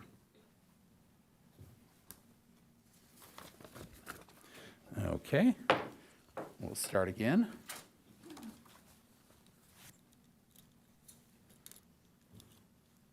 Let's see, the next item is item 8B, sorry. The Camino Encinitas Plaza Automotive Repair Parking Conversion. Case number multi 002762, 2018. This is a public hearing to consider a major use permit and coastal development permit to allow an auto repair center and a parking study to allow full auto repair uses and an option for a portion for retail/office uses. The project is located at 318 through 330 North El Camino Real in New Encinitas. Are there any disclosures? None. So we begin with a staff report presented by Associate Planner Todd Moreau. Thank you, Chair. As you indicated, this project is for a major use permit and coastal development permit to allow for a currently legal non-conforming auto repair center that was basically allowed by right under the County of San Diego to occupy the entire site through a use permit process, thus creating the conforming uses essentially on the center. The proposed project will also allow a parking study to allow both a mix of uses to utilize 100% of the existing commercial center's parking as well as auto repair uses.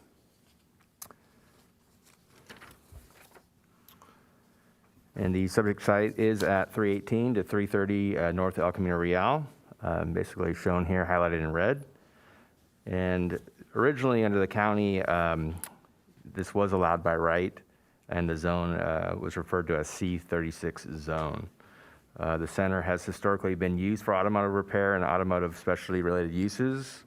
After the City of Encinitas incorporation in 1986, the property was zoned general commercial, and then the general commercial zone allowed automotive repair through a use permit process. Therefore, basically the uses on site here became legal non-conforming. And so this is the center just right off of El Camino Real, the north portion here. It is surrounded by commercial centers here to the south, as well as across El Camino Real, various commercial centers on that direction. To the north, additionally, is commercial, and then to the west is a residential or mobile home park zone. And then you can see single-family residential further west behind this other center here.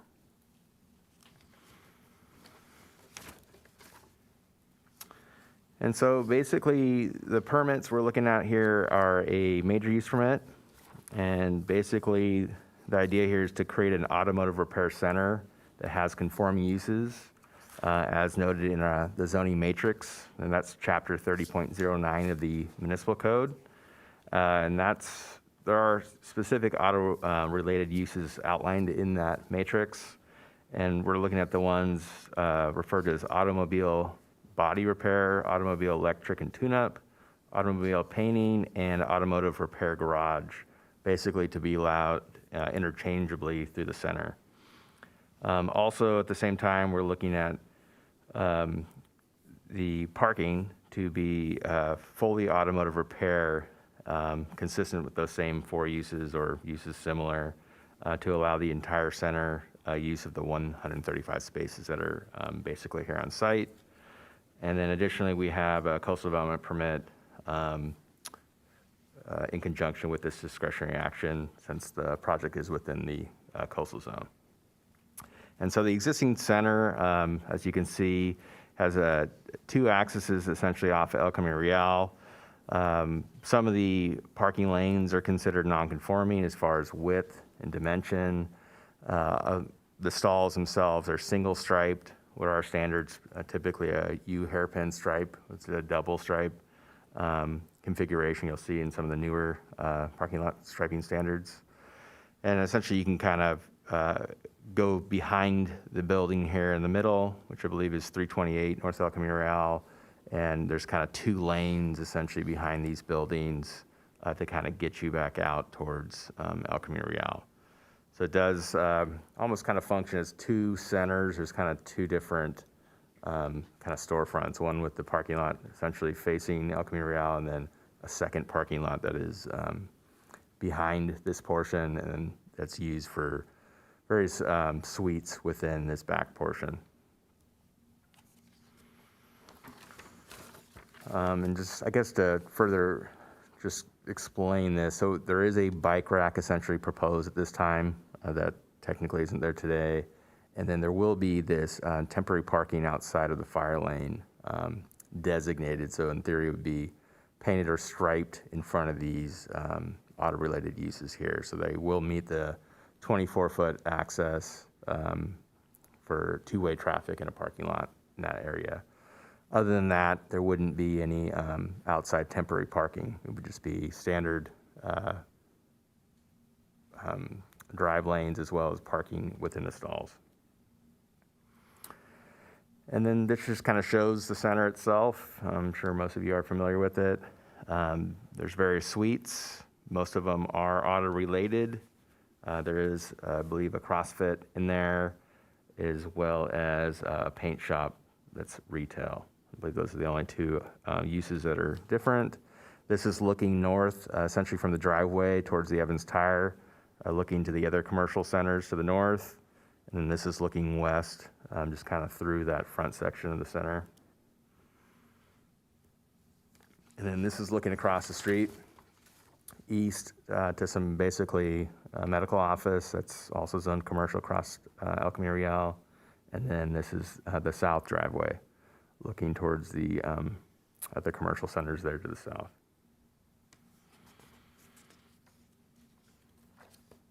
Once again, just interior views of the center. And this is the back portion, that kind of interior portion I was referring to. And this is kind of the suite layout. So you can kind of see the addresses, as we indicated, from 318 to 330, kind of their configuration and kind of the breakdown of the interior configuration. The center does have some existing legal nonconformities, including the setbacks. And basically, they are within the side yard setback, as they're 0. The lot coverage currently exceeds the 30%. It's at 35% of the GC standard. And then a lot of the buildings were built, as indicated, under the county, which is basically started in 1964. So that was essentially the center building. And then in 1975 and through, I think, the 80s, they basically built kind of the rest of the center before the city incorporated in 86. The other thing that's considered legal nonconforming would be the striping pattern. So the single line striping as opposed to the double hairpin striping. That would be noted in the off-street design manual. As far as land use compatibility, the center does have unique characteristics, and they have been reviewed essentially in light of any potential adverse effects that may be that would have any issues related to the surrounding community. The proposed use is located within an existing commercial shopping center where non-residential development is presently concentrated. Allowing all auto repair tenants will be compatible with the surrounding uses as well as the uses within the center itself, as it's basically historically been that. We haven't had any substantial complaints that staff is aware of. Project is subject to Chapter 3040, which is the performance standards section as it relates to noise and future operations of auto repair related operations. Residences within the mobile homes are essentially 60 to 90 feet away from, I believe, the nearest kind of corner here, in which, as indicated before, it's an existing condition here. And No complaints have been received. The sheriff didn't indicate anything otherwise. Additionally, there was no concerns or comments or anybody that showed up to the citizen participation plan meeting. So there wasn't any interest early on. Looking at the parking that's basically proposed, there was a study done by Lynn Law and Greenspan. Basically, it noted that the currently leased percentage of the center is at 82% automotive repair, and then 18% is those two commercial uses I think I indicated. Parking study identifies that the municipal code includes a ratio of 4 spaces per 1,000 square feet for commercial uses, which is essentially 33 parking spaces required. However, no requirement is listed for automotive repair. So the method that they used was essentially one from Solana Beach, which was a 2.5 space per 1,000. And so with the center parked, they felt that was a little conservative, so they actually went up to 2.74 parking spaces per 1,000 square feet of building floor area. And so the demand with total automotive repair is essentially 125 spaces for all those uses, essentially having a surplus of 10 stalls of the 135 that are effectively there. Additionally, retail uses or general office uses similar at a 1 to 300 parking requirement could occur with a review of a substantial conformance application to this use permit, as they do require greater demand than the 2.74 spaces proposed in this table. And let's see. And so I think the idea really would be through this substantial conformance process, they would need to demonstrate compliance if they wanted to do something other than the automotive repair at a different rate.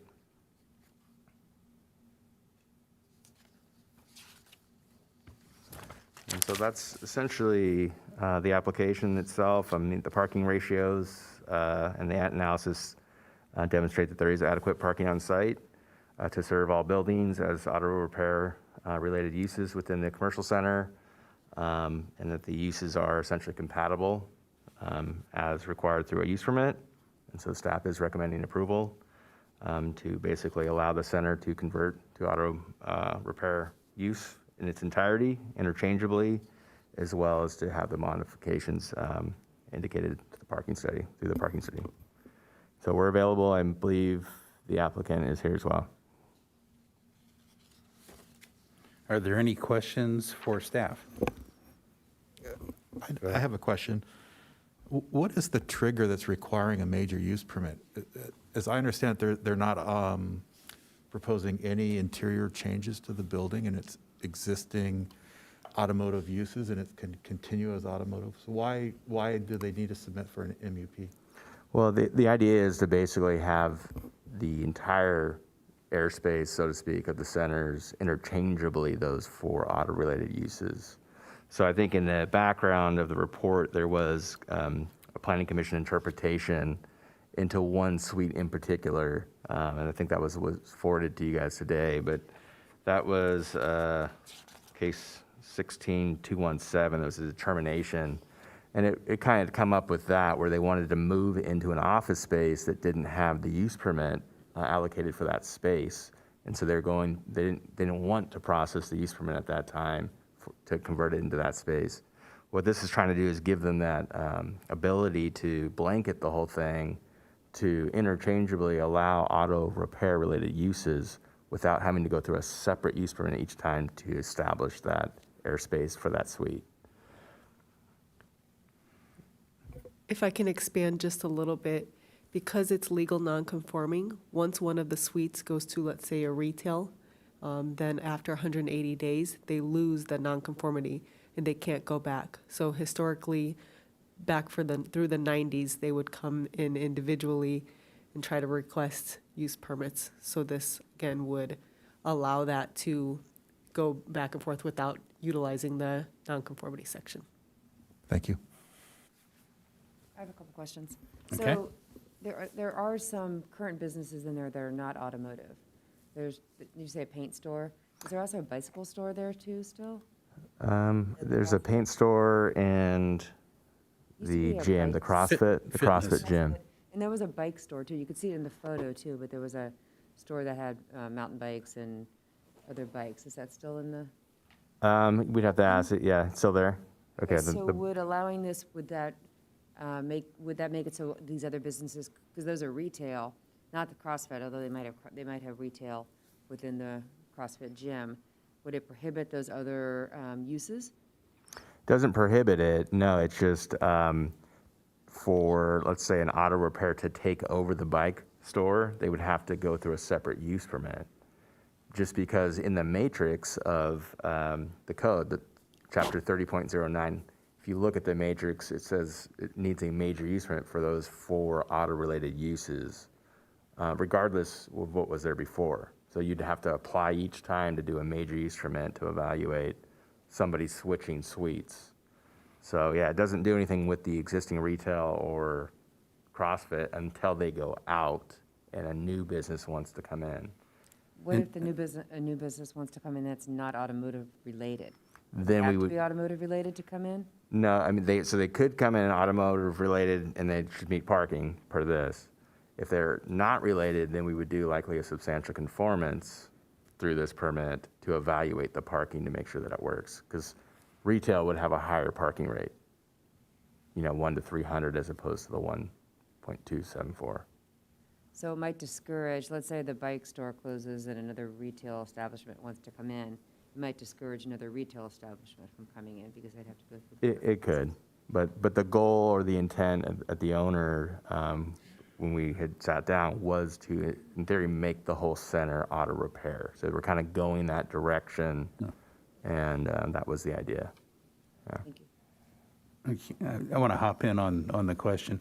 Just to be clear, to switch any of the automotive uses to retail, nothing has to happen today because it's a by right. They can do retail there, even though it would be underparked technically. It's, and I think the only concept I didn't hear was the current non-conforming automotive, once it lapses for 180 days, that's when they lose the ability to bring in. So if they went 179 days, they could come back in and do auto, but it's presumably the CrossFit, the paint store, and whatever the other The one, bike bike shop, store, yeah. have been there longer than 180, so that the non-conforming for those suites have lapsed. So, Right. okay, so it's 100, I just want to make sure we're clear on that. My question was with so I noticed the parking rate chosen was 2.74, and that's not consistent with 100% automotive. That would leave 10 extra spaces. Is the intent to be able to have some percentage greater than the current 18% that can be commercial at 4 parking spaces per 1,000? I think the intent was essentially to keep the 18%, not to necessarily exceed that. But the idea would be, I mean, it becomes a parking exercise, really. And so the idea here is to evaluate, depending on those needs, depending on when those suites may change, the current parking counts based on whatever that square footage could be. Because, I mean, they could expand to the suite next door, but in theory, you couldn't do that because you need a major use permit to expand into the retail space next door. So we're trying to make it as lenient for them to move with these types of auto-related uses within the center and not have to come back their use permit every time, but to basically check the parking as those things change. Okay. So it'd really be an 82-18 auto/commercial, but it could be 100% auto, 0% commercial, but it could never exceed 18% commercial, though, based on the parking count that we'd be approving. The current count, right? Until they modify the study to show that it could work with a higher count at retail. Okay. Right. Yeah. Steve, did you have a question? Mine was regarding parking. I think you've kind of answered it. The existing commercial out there is parked. Like the table I'm seeing is 125 cars required for 100% automotive. But we know that there's a gym and a bike shop There's other retail out there now. So do they have is there a certain number of cars that are assigned to those uses? There is, that's evaluated, yeah. Yeah. 33. Yeah, I think 33 was the number, Yeah. yeah. So, Yeah, the chart was confusing since it didn't have the actual numbers. Can I jump in with a question? The 2.74, which is based on the 2.5 spaces per thousand from the city of Solana Beach, did we look at any other neighboring communities? Or did we just look at Solana Beach? Well, it was the traffic consultant, so I believe the traffic consultant's here, correct?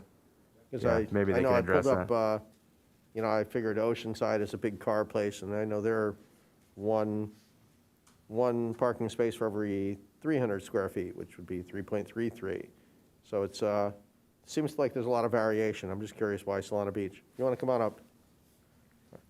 We haven't closed public comment, have we? no, we haven't opened it yet. We haven't opened it yet. But, Okay, well, Why don't we wait? We'll have the applicant come up and we can one ask the minute. question This there. is just a question. Well, we will get to that, but that one, I do have some questions on that. I don't want to necessarily set a precedent where from now on, all automotive uses get 2.74. Yeah, It's not a realistic number. It's too obviously plucked out of the air. okay. I have one more question for That's all I have. staff. If anybody else have, go ahead, Steve. Under the general plan for this area, automotive uses are not allowed. The current automotive uses are existing non-conforming use. Do we know why the general plan doesn't allow automotive? Well, it was so when the city incorporated, they required a more stringent process for those types of uses. So under the county, which is allowed by right, obviously the center got developed, put all those uses in there. As soon as the city incorporated, it got rezoned to general commercial. And when they created or adopted those sections, you can see all the types of auto-related uses in the process they required. Almost no different than the design guidelines you guys are going through. They went through uses and said, this one needs a use permit versus this one's permitted by right. So that's when it was established, essentially, when that matrix was.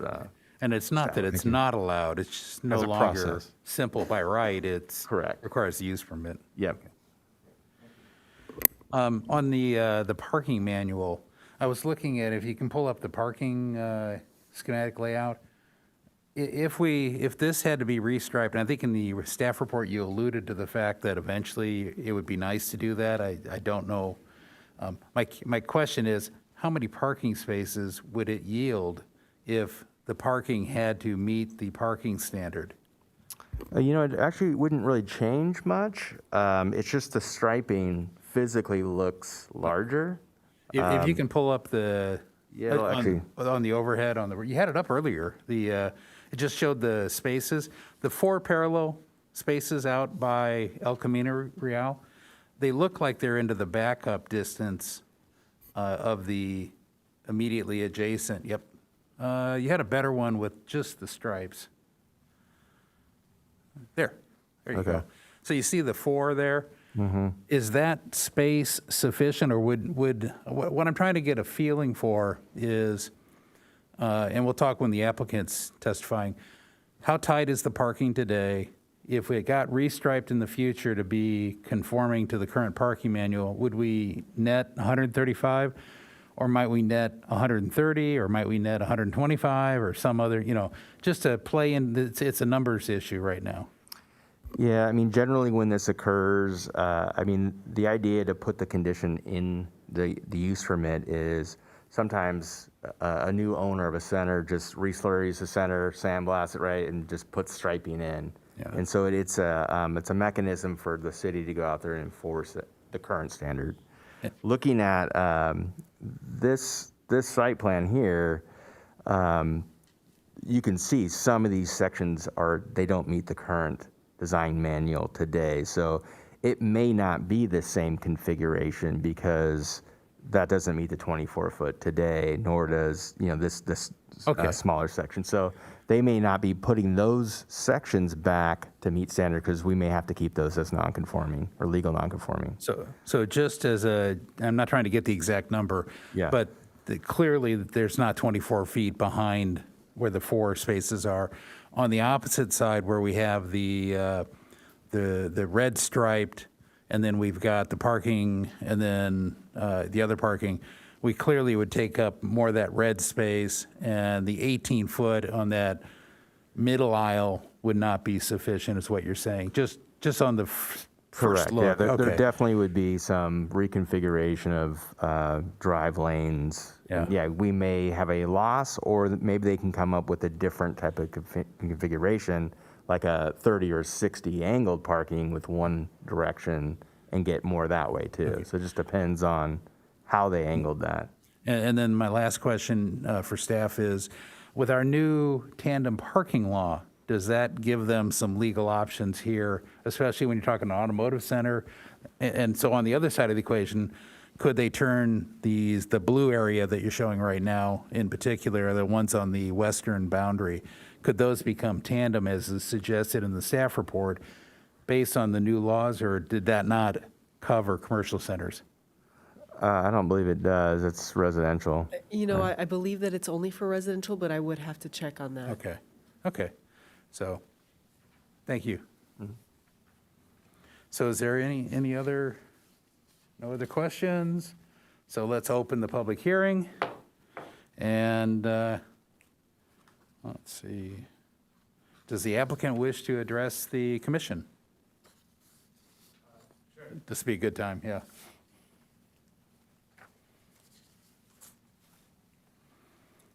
First off, appreciate your guys' time and appreciate all the hard work you guys put into what you do. And big fans of Encinitas. We own multiple properties in the city and looking to grow the portfolio quite a bit up here. What we're asking for is... Can you introduce yourself Oh, first? sorry, my apologies. My name is Tyler Winslow. I work for HP Investors. I'm an asset manager on the subject property. Just in general, what we're trying to do is be able to have a conforming use that's actually less parking intensive. So I was hoping that would be the motivation for you guys to go ahead and approve the motion. I didn't have any really prepared remarks, but I'm happy to answer any questions you guys may have. Wasn't there a question for the applicant's engineer? He's a lot smarter than I am, so probably be helpful. Don't tell engineers that. It goes right to their head. Speaking as one.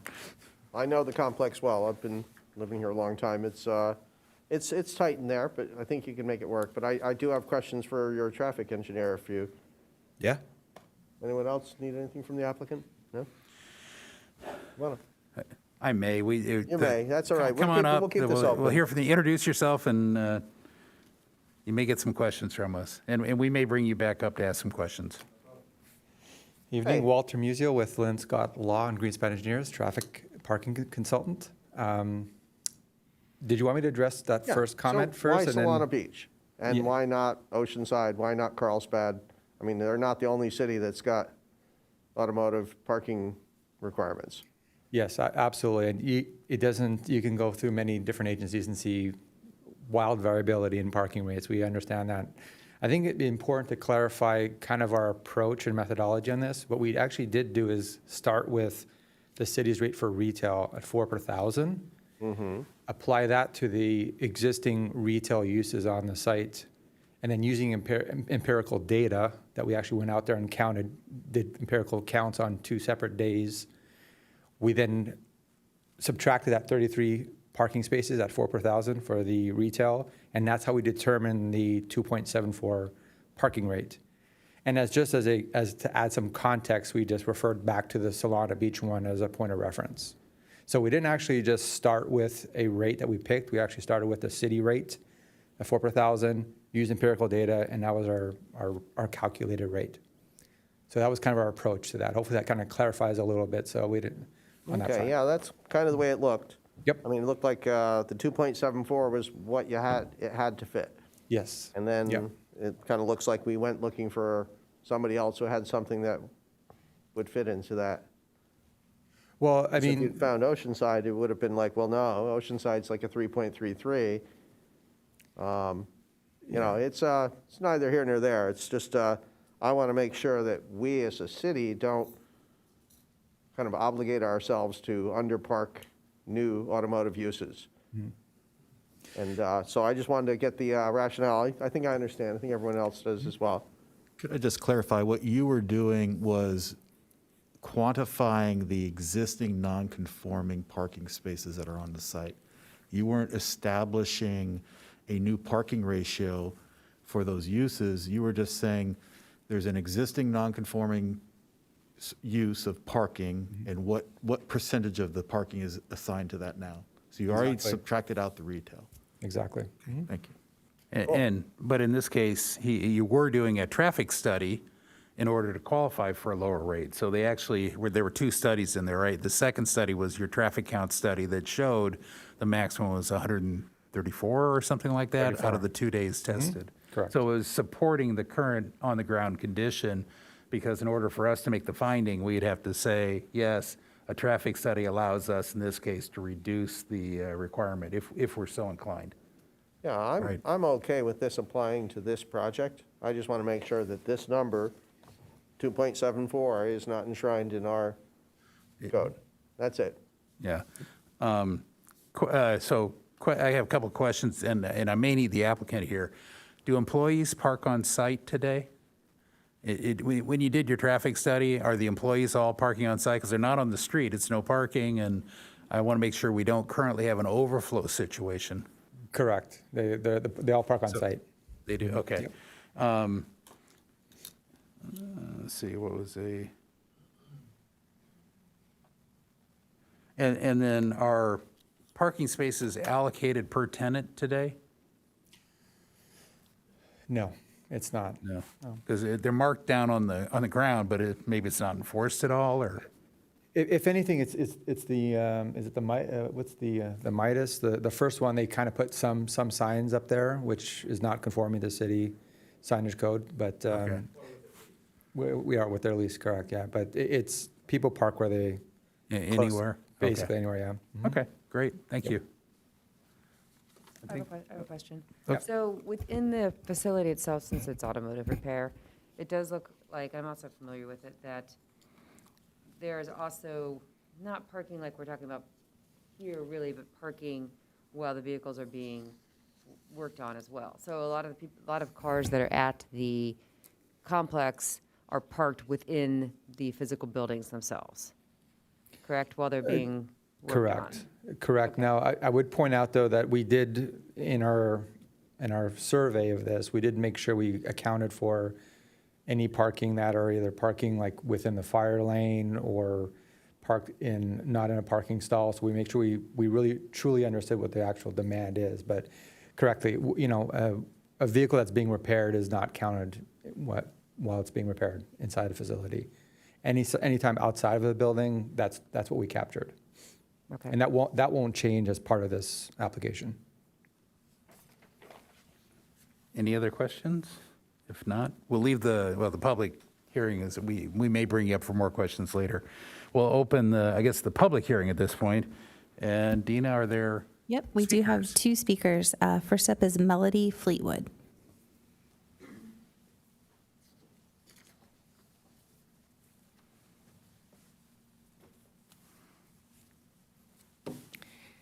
Good evening. I'm a little froggy, so forgive me for that.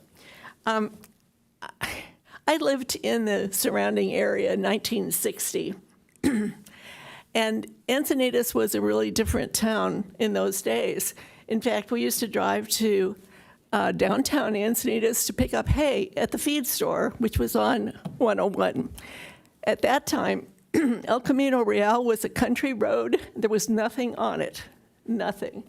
So in 1964, when the county approved that, there was no conflict. There was no surrounding business, basically.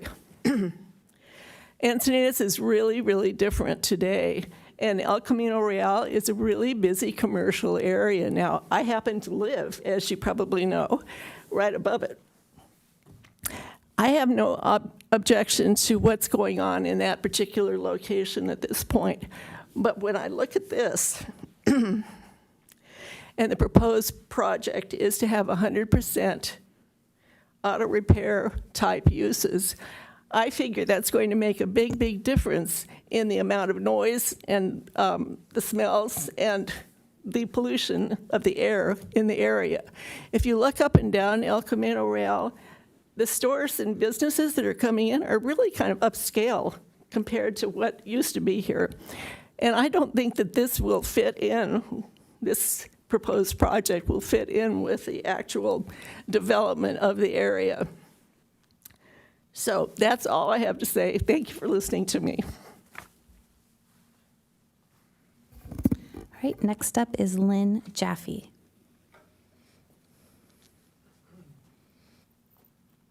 Hello. Thank you for pronouncing my name correctly. Nobody does. Hi. I live near Melody, actually. I live quite near this place, and I walk my dog in this particular lot, so I'm pretty familiar with it.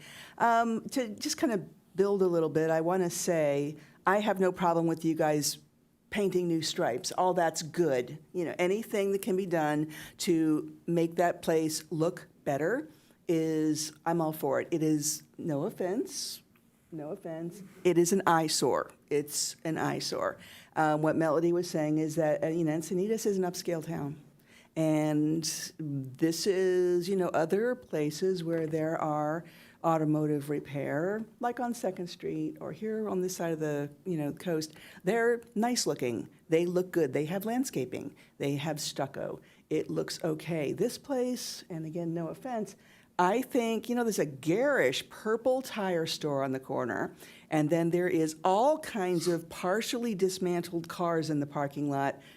It's an eyesore, and I know maybe you guys don't get reports from the sheriff, but it is noisy. It's noisy and it's smelly, and there's a lot of commotion going on. So I didn't realize you had to actually call the sheriff to make a complaint, so I'll pass it on to my neighbors, because honestly, you can hear it all day.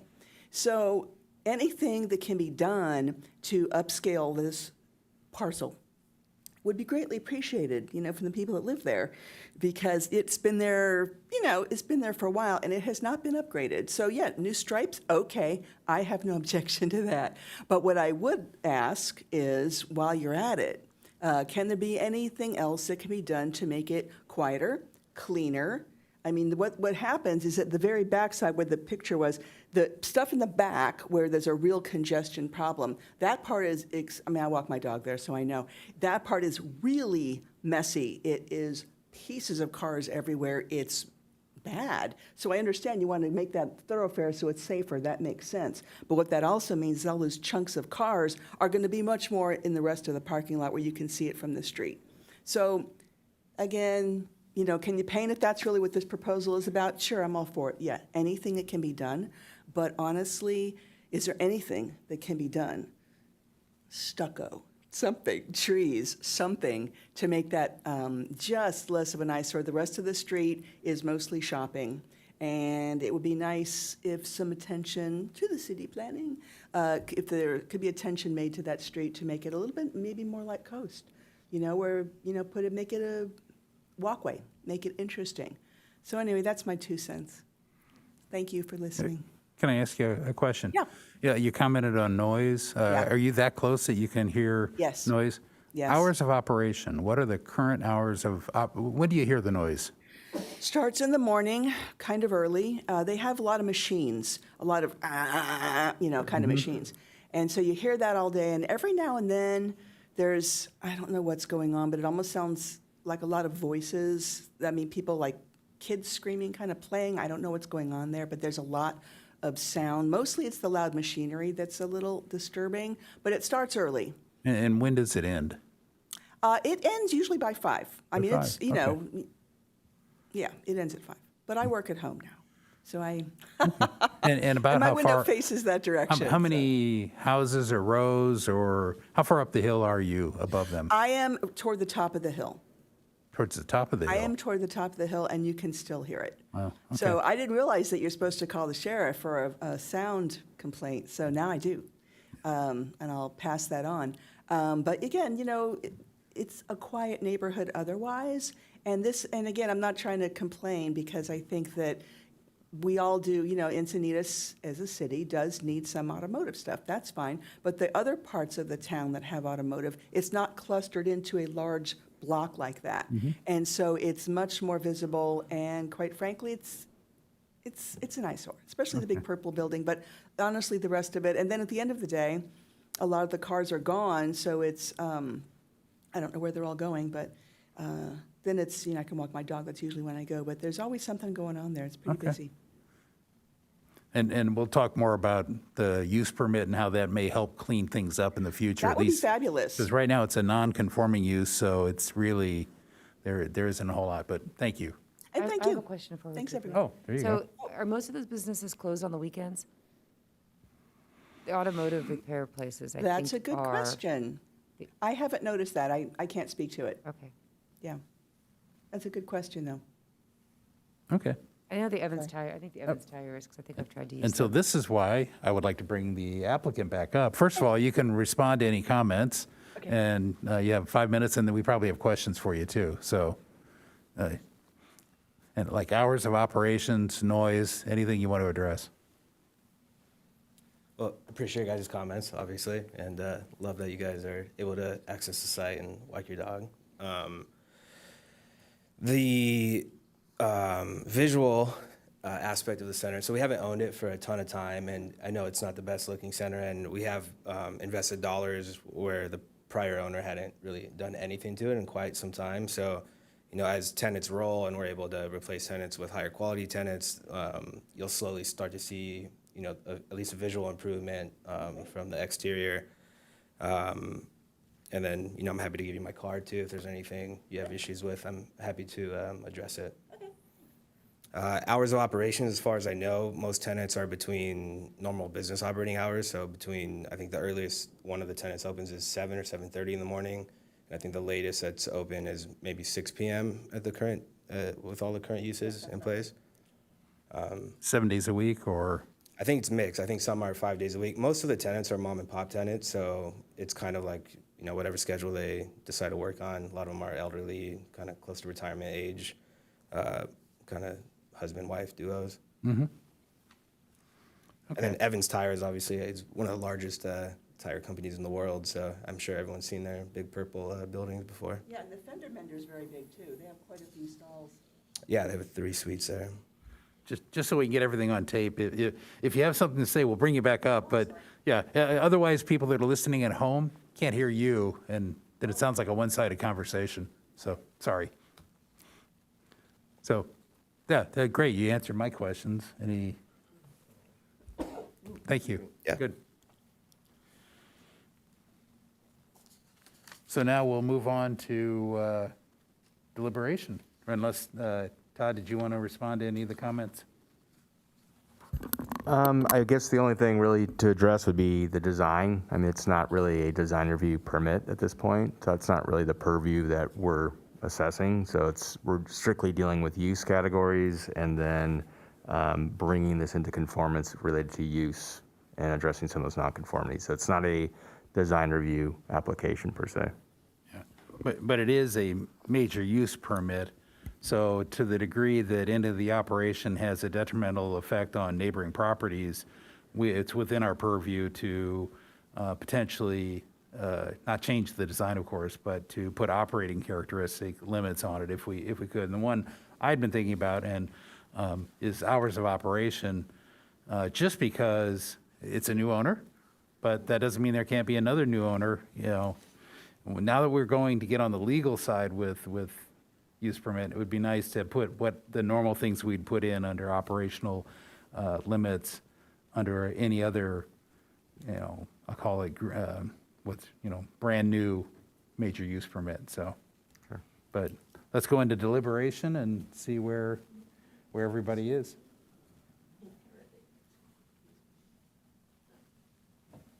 Well, one of the first questions then is the hours of operation is an interesting one. And what is a reasonable hours of operation? I know Evans Tire, it's like all tire places better be open on the weekends because that's when I need tires. That's when most people need tires.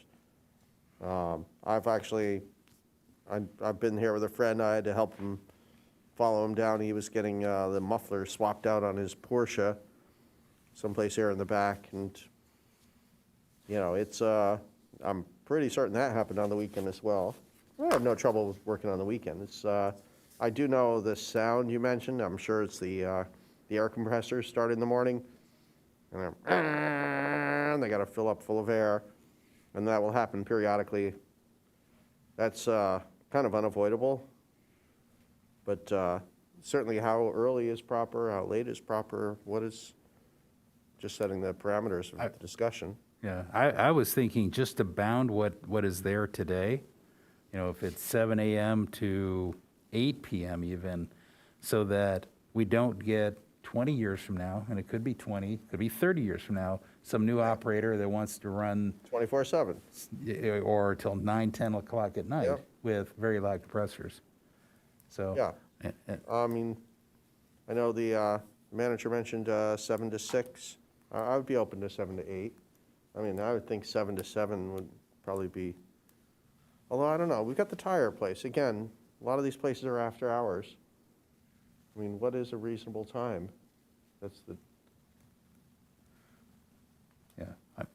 Does the city have a noise ordinance already that limits?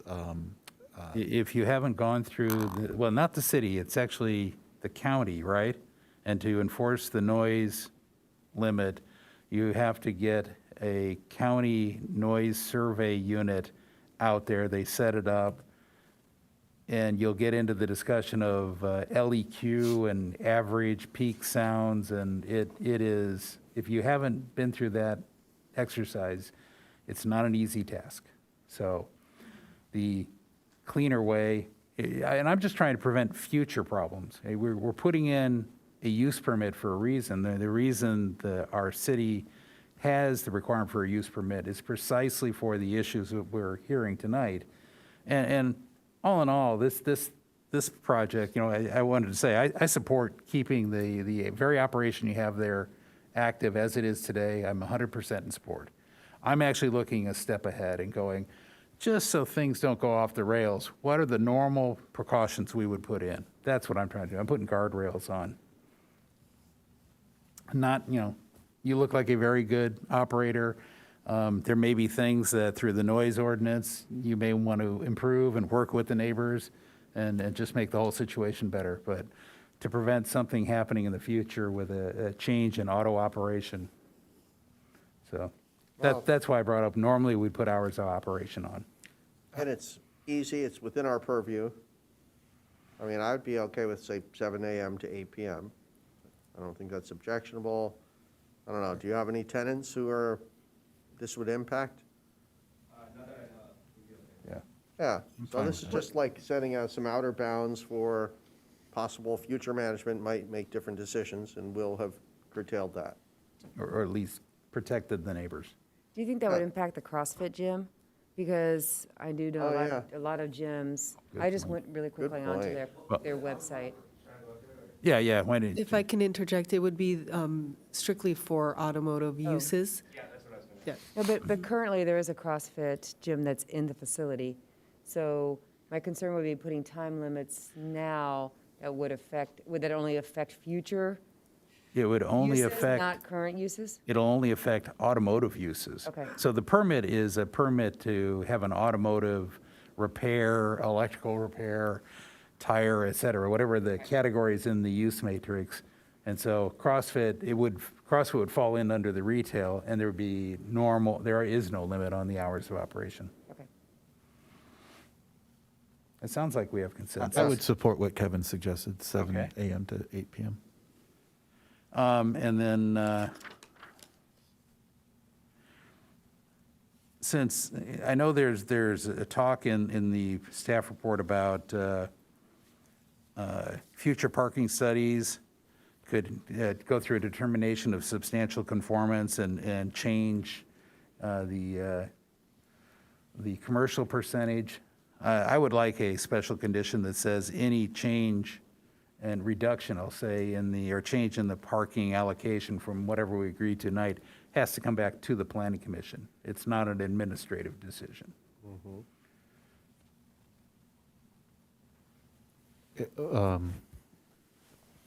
Why is that, Bruce? Because this is a pretty complicated situation to start. It's something that's pre-existed there since, the mid-'60s. So the two sides have grown up together. What I don't want to do is upset the long-term balance without having a duly noticed proper hearing, public hearing.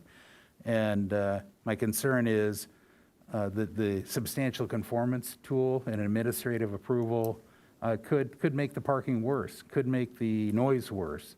I'm in particular concerned about new parking studies that suddenly say, hey, instead of 18%, we can go to 50%.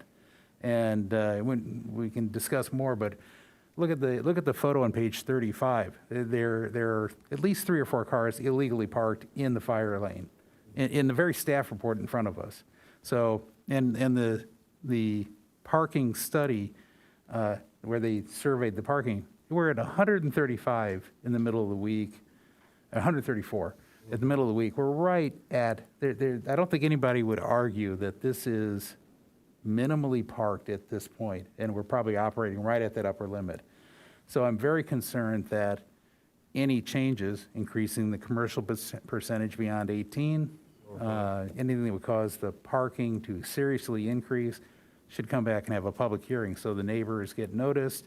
They can come have their say in front of this citizen committee. Yeah. I think it's reasonable. Right now, you're right, we're at 134, we've already hit on one of the hours and one of the days, and this is 2 random days in the middle of the week. I've been in this lot. I remember helping my friend get his Porsche back there. It took us 20 minutes to maneuver back. It can be really packed. So I can, it's a site that requires, I think, some, not supervision, but some oversight. Are there any parking changes that staff could handle? Meaning, if they came in with a retail tenant and they said we need 4 per thousand, Well, and the landlord says, okay, here's how we're going to do that. yeah, I think what I'm agreeing to is what's in the staff report and the resolution, which would be that anything up to 18% can be commercial anywhere, and they would now have the freedom to move them around and trade, and there would be no, we'd get rid of a nonconformance, which is wonderful, and it would give the operator the option to flexibility to move suites around, and then, if one suite wanted to expand, he could move people and doesn't have to go through a permit process. So yeah, I think, but to go to 19, 20, 25%, that's where I think it needs to come back with a public hearing. Okay. Yeah, I honestly don't think it should go past 18%. I think at 2.74, we are flirting with the limits here. So as soon as we get over 18%, or however much it came up, 8,213 square feet, we're too high at that point. I agree with that. Okay, and then the other justification or rationalization in my mind is that, looking at it, I think many of the spaces fail to meet the parking manual. And so if there's a redevelopment on this lot, and let's say it went to remember, the automotive use will carry with the land. But if some future owner or this owner decides to bulldoze some of the buildings or all the buildings, there'll be an application in front of us to look at the parking. And that would be the point at which you'd want to get the parking striped and the lane widths correct and get as many of the nonconformances put to bed. And so that type of discussion obviously would come here, needs to be here, and I don't want to see piecemealing up to that and then ask for a building. I'm not disagreeing with you. The critical thing to me is that they can maintain the 18% retail that they currently have, Yeah. and continue that nonconformity or that ratio. Yep. And if they exceed that, that's what would trigger the thing. So they could go through changing tenants back and forth and expanding, contracting under the major use permit as it is, under the ratios it is today. Yeah, under the proposed use permit, right, Todd? Isn't that the intent? Just to make sure? Correct. Okay. Sounds like we have general consensus on that, right? Or I'm saying yes, yes? Yeah, Okay. totally. I think, I like the idea of having the flexibility. I mean, I've seen this in a lot of projects where it's like, once you set, it's like, this is where that unit shall be, and, you've got, however many, 45,000 square feet here, and it makes sense to be able to knock things around. I lived in a building where it's like when you needed an extra bedroom, you could like negotiate with your neighbor, they would knock a hole in the wall and move him to a different floor. Yeah, exactly. So it's, so this kind of flexibility, we should have this worked in. And I mean, this is sensible. I mean, if nobody has anything else to add, I got one more. go for it then. Okay. Should there be, as far as the parking study, shouldn't there be a finding somewhere in the resolution, like a condition or something that says, and this gets back to the precedents, that in this case, through the special parking study, we've made a finding to reduce the parking to 2.74 for the automotive use because of the conditions particular to this project. I just want to make sure in our resolution, we're clear that this is not a blanket 2.47 across the city. I think you can do it that way. I think you'd want to state specifically to this project site and scope. Yes, that's right.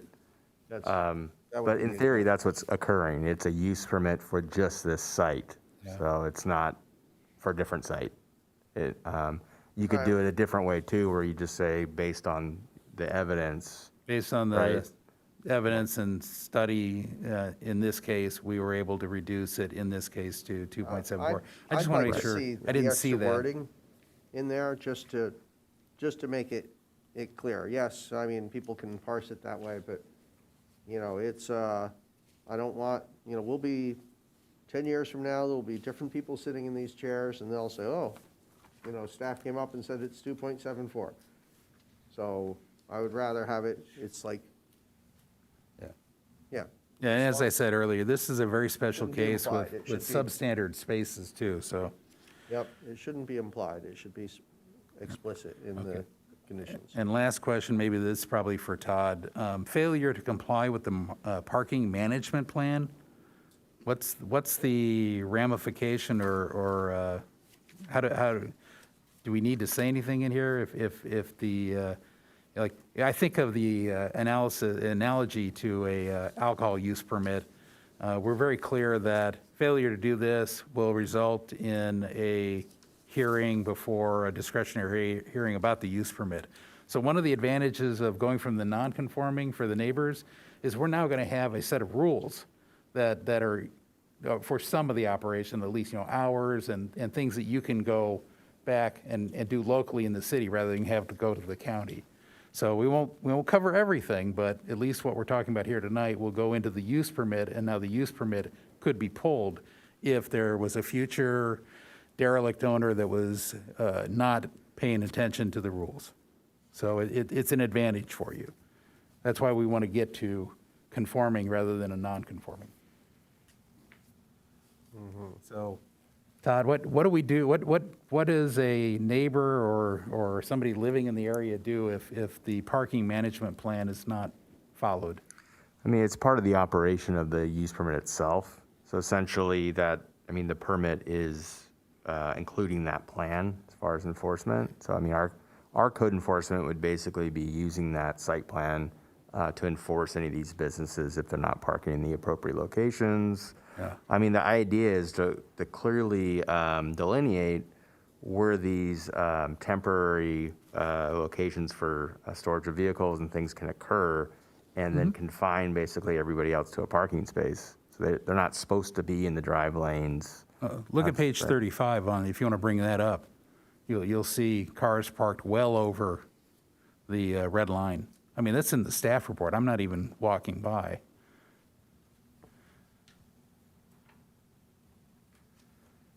I'm a big one.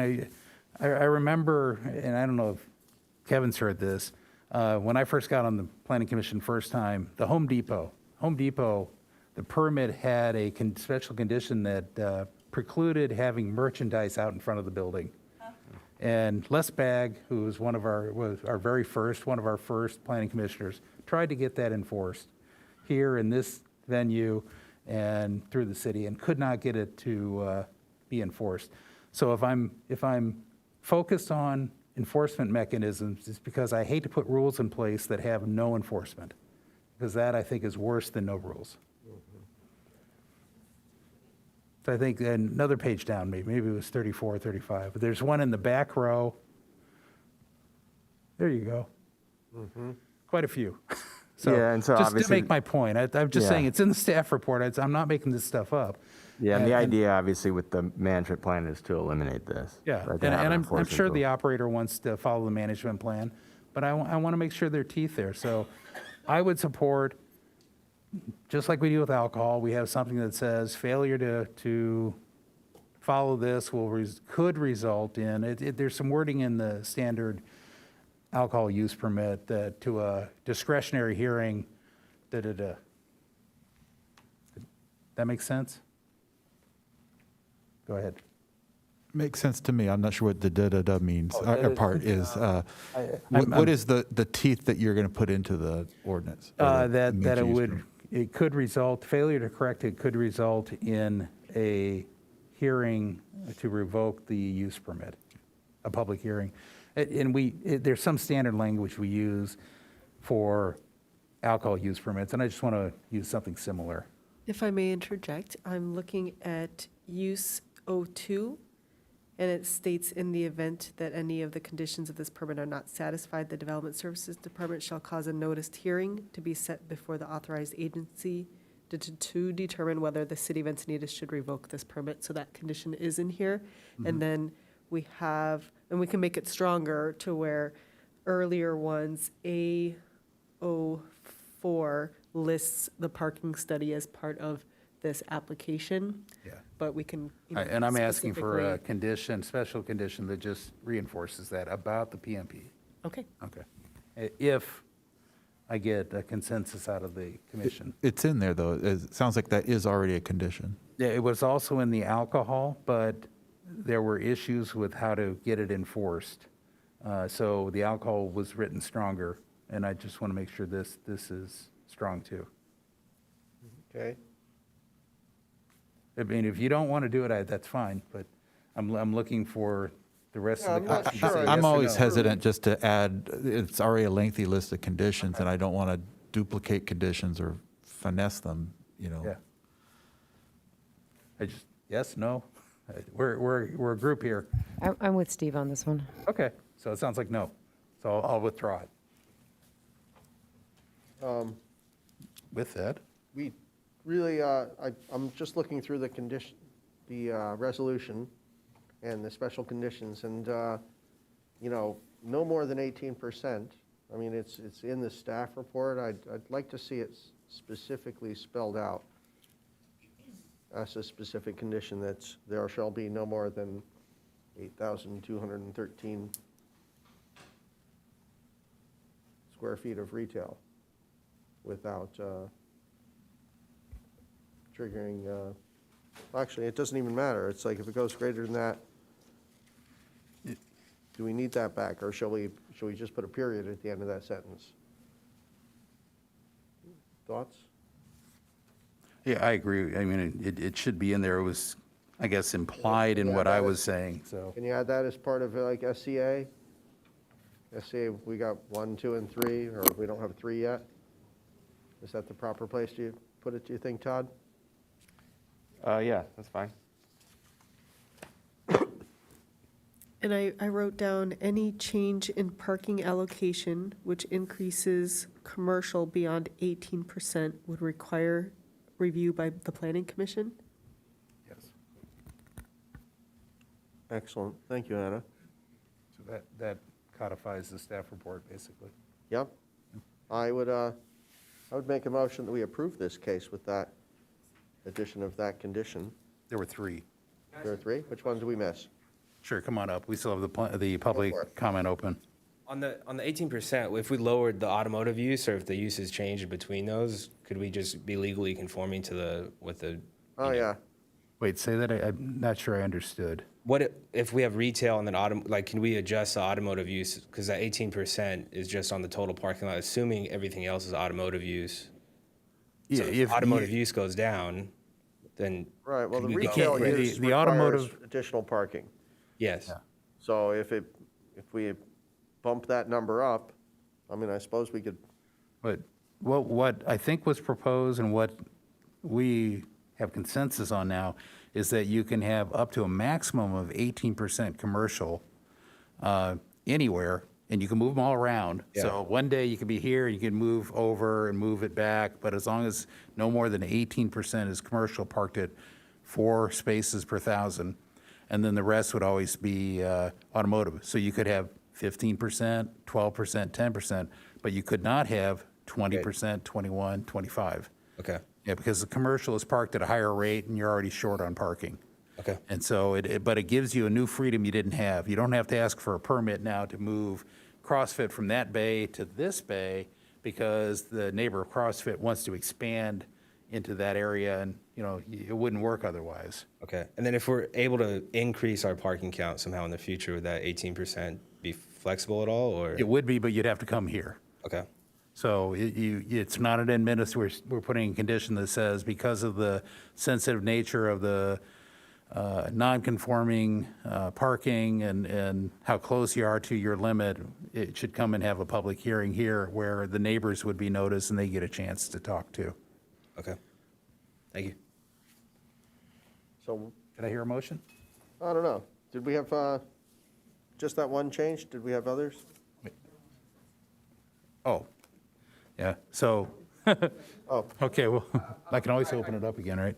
If I could just interject a little bit, I think what the applicant is trying to request is that if, in the case where, first of all, there's different suites, right, and different square footages. So if there was a case in the future where there may be a retail tenant, which would equate to 20% or a percentage greater than the 18%, and if the applicant was able to lower the automotive use, which would result actually in some square footage that would be vacant, to just kind of balance out. So in the end, the condition isn't so much the absolute 18% of the retail, but more so as long as the parking requirement based off 4 per 1,000 and the 2.74 does not exceed the existing supply. Only then would that have to come back to planning commission. So that just gives them a little bit of flexibility. Does that make sense? Kind of Anna's wording captured that, didn't it? I don't think so. It was like it had to do with the change in the parking ratio as opposed to the hard 18%. No, it doesn't exactly say that, Doesn't? so, go ahead. Oh, I'm sorry, and at least my intent was that we're codifying the condition now, and if you want to exceed that on higher commercial, which without, lacking a new parking study, does not tell me, I'm going to assume it's four spaces per 1,000. So therefore, you need a new parking study, and I think the neighbors deserve an opportunity to speak. Quite frankly, they may support you because it's quieter, right? Yeah. But the commission up here, whoever that might be at the time, might also say, great, now that you're to that condition, you have to maintain a certain minimum amount of commercial because we like, you're getting more conforming. And so the one thing we have to be careful with is we don't want to set up a condition where we are de facto letting you increase the nonconformity. In this case, parking is the obvious one. Yeah, and I think that's the intent, because the essence is of making sure that we don't exceed the parking supply, which. I thought Yeah. based on those numbers, we were. You're going to have to come up and trade, just so we get you on tape. I thought we were surplus 10 parking stalls as well. So if we had additional 2,000 square feet of commercial uses and then also lost 2,000 square feet, if we increase commercial by 2,000 square feet and then reduce automotive by 2,000 square feet. You were a surplus of 10 if you were 100% automotive. Okay. But it's that. Is that correct? It's that 18% commercial needs more parking. Okay. And I think I see your point that if they went up to 20% of the overall square footage for retail and they walled off one of the bays and said, "I'm not going to use it," then it's kind of like Walmart did that, and where they basically have, I don't know how many thousands of square feet walled off and never used, because, Several thousand. yeah, it was a sizable hunk. So it's, We typically like to use our square footage, but Yeah. I think that would be an acceptable approach, but to Bruce's point, we'd like to have a chance to say, yes, we agree with that. My point is it will take a new parking study, so. Okay. Any last comment? no, I'm good. Thank you. I'm going to indulge a neighbor at one more, and then we want to get moving on to the last item. Right, thank you. I'm not sure that I'm understanding this, because everything I read says that the proposed project is 100% auto repair, and I keep seeing that over and over and over again. So that's what I'm objecting to. I don't mind the retail, but I don't like the idea of the 100% auto repair, because that means more chunks of cars, more noise, more everything. Yeah. So, thank you. Okay. But what the commission is saying right now is that it would allow the freedom to go to 100%. But we're putting other operational limits. And there's obviously always the noise enforcement. So, and if it goes to 100% retail, then cars are filling that lot and overflowing out onto El Camino Real. There's no place for all the cars. yeah. But we're doing our best. We'll try and do the right thing. Okay. So did I hear a motion earlier? I started one. I think I would. Oh, sorry. Yeah, Let's- closing the public hearing. Thank you. And did we have, I was going to make a motion for approval with the proviso that we add a special condition that no more than 18% of this complex will be used for retail. And if the applicant wants to exceed that, then it will come back to the planning commission for further analysis. And hours of operation, would you include Hours that? of operation, yes, 7 a.m. to 8 p.m. for the automotive uses. Did I have a? Or, yep, 7 a.m. to 8 p.m. I'd second that if I could add a friendly amendment. I think we also were going to say that the 2.75 per thousand ratio applied only to this Only specific for project. this particular project. Now, I'm not sure, Anna or Todd, did you come up with a nice, pleasant way to word that? We will come up with something, Yeah, but I the- did write it down, yes. You will We'll make set it me up. specific, yeah, to this instance only. So with those 3 additions, I would move for approval, and I accept your friendly amendment. Thank you very much, Steve. Okay. Look at Any that, we other, can vote. you all set?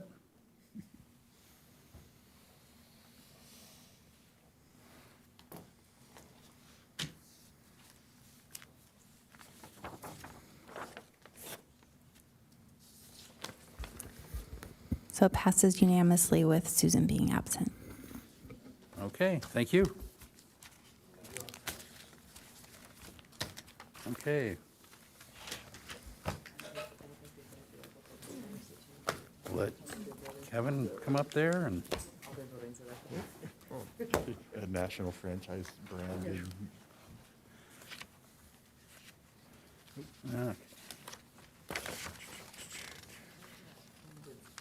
okay, where did my,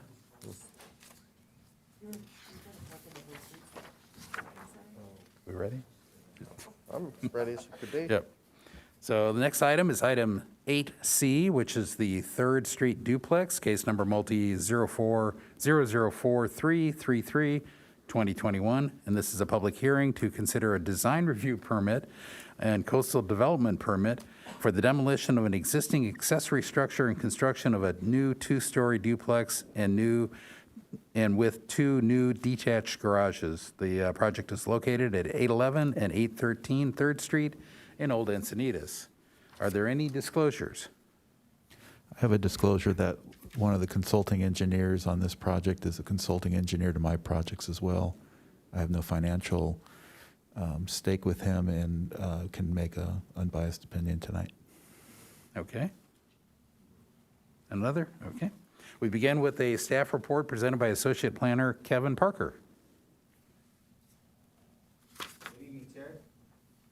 Good evening, Chair and fellow commissioners. My name is Kevin Parker, Associate Planner here in the discretionary staff. Tonight's project is a 3rd Street duplex, so it's a brand new 2-story duplex with detached garages on a vacant lot. Planning case number multi-4333, 2021. That includes design review 4334, 2021, and a coastal development permit 4335, 2021.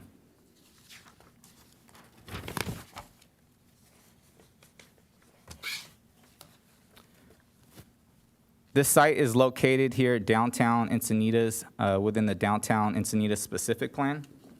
It's near G Street and 3rd Street.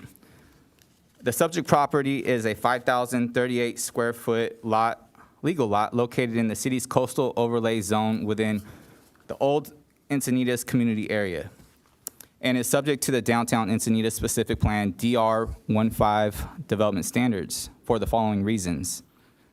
Downtown Encinitas specific plan 3.2.1, section B states the following development standards apply to development sites of 10,000 square feet or less.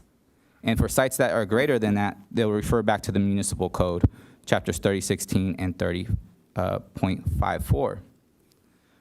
This property is also located in the coastal residential community character, and although it's influenced by the Main Street corridor.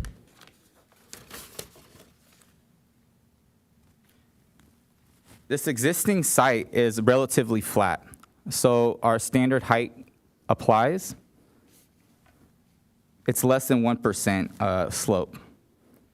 The DR15 zone allows for a maximum of 22-foot height limit measured from the top of the finished roofing materials directly above the exterior building walls to the lower of the existing or proposed grade adjacent to the exterior walls.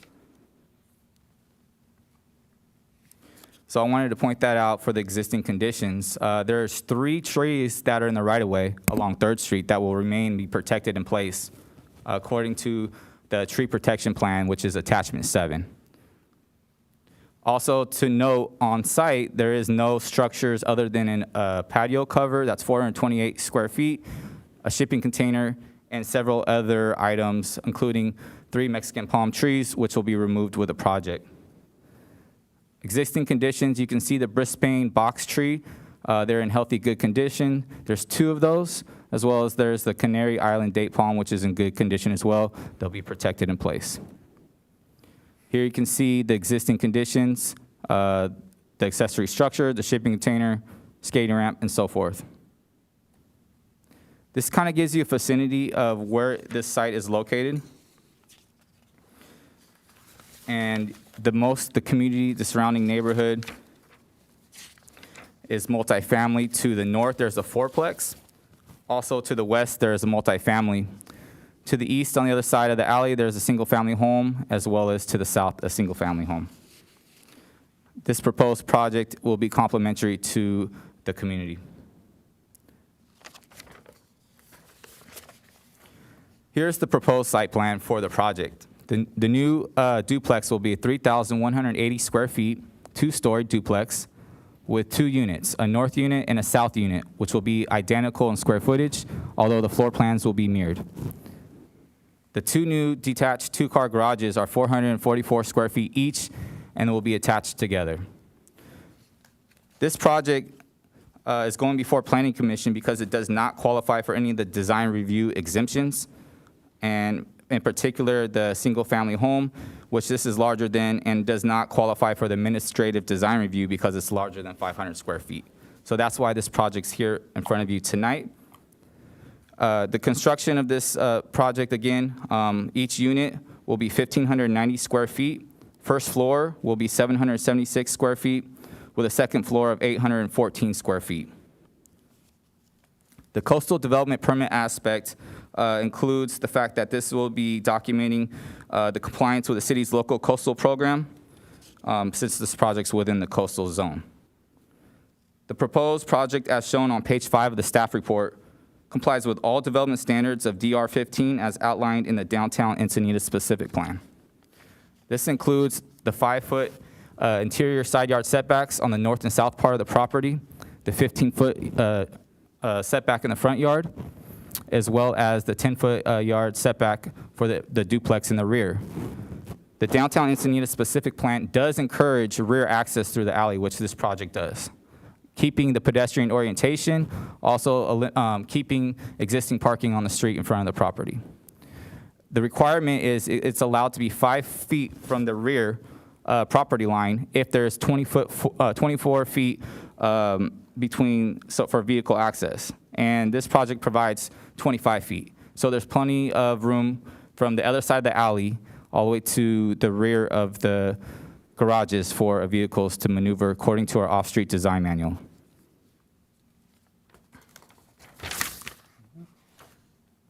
The lot coverage calculation, to note, meets the 50% requirement, as you can see in the calculations here.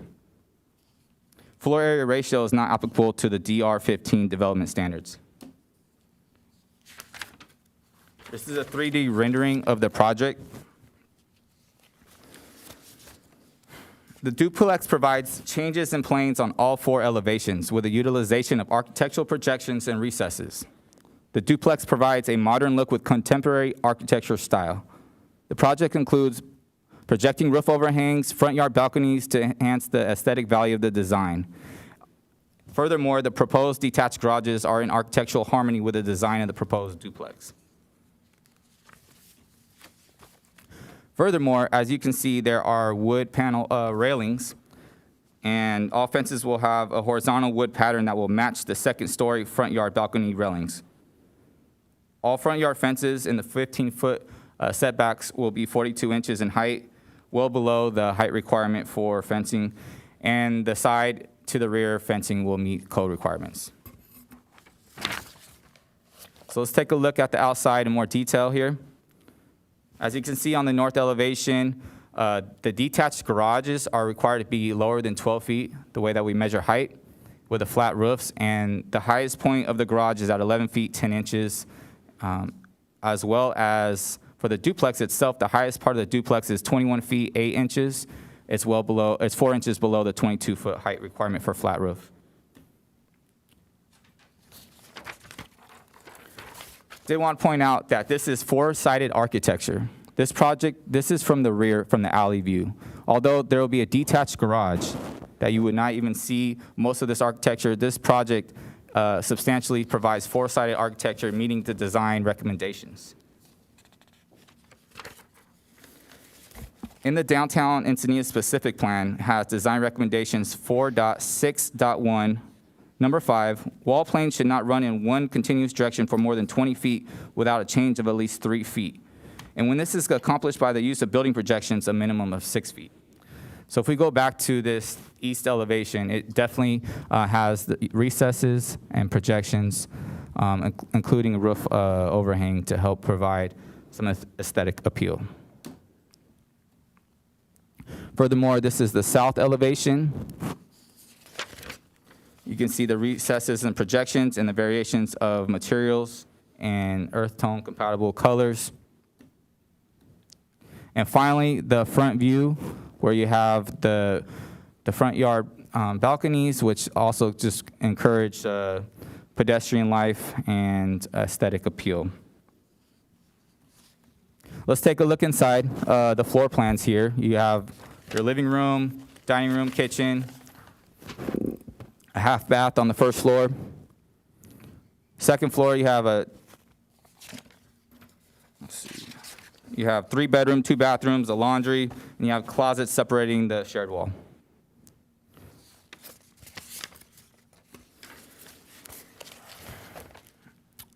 Taking a look closely at the materials, we have wood, we have board and batten siding, stucco. So there's a mixture of materials, glazing on the downstairs. The proposed duplex incorporates a modern design utilizing contemporary color, as I mentioned, beige, dark gray, brown, and orange.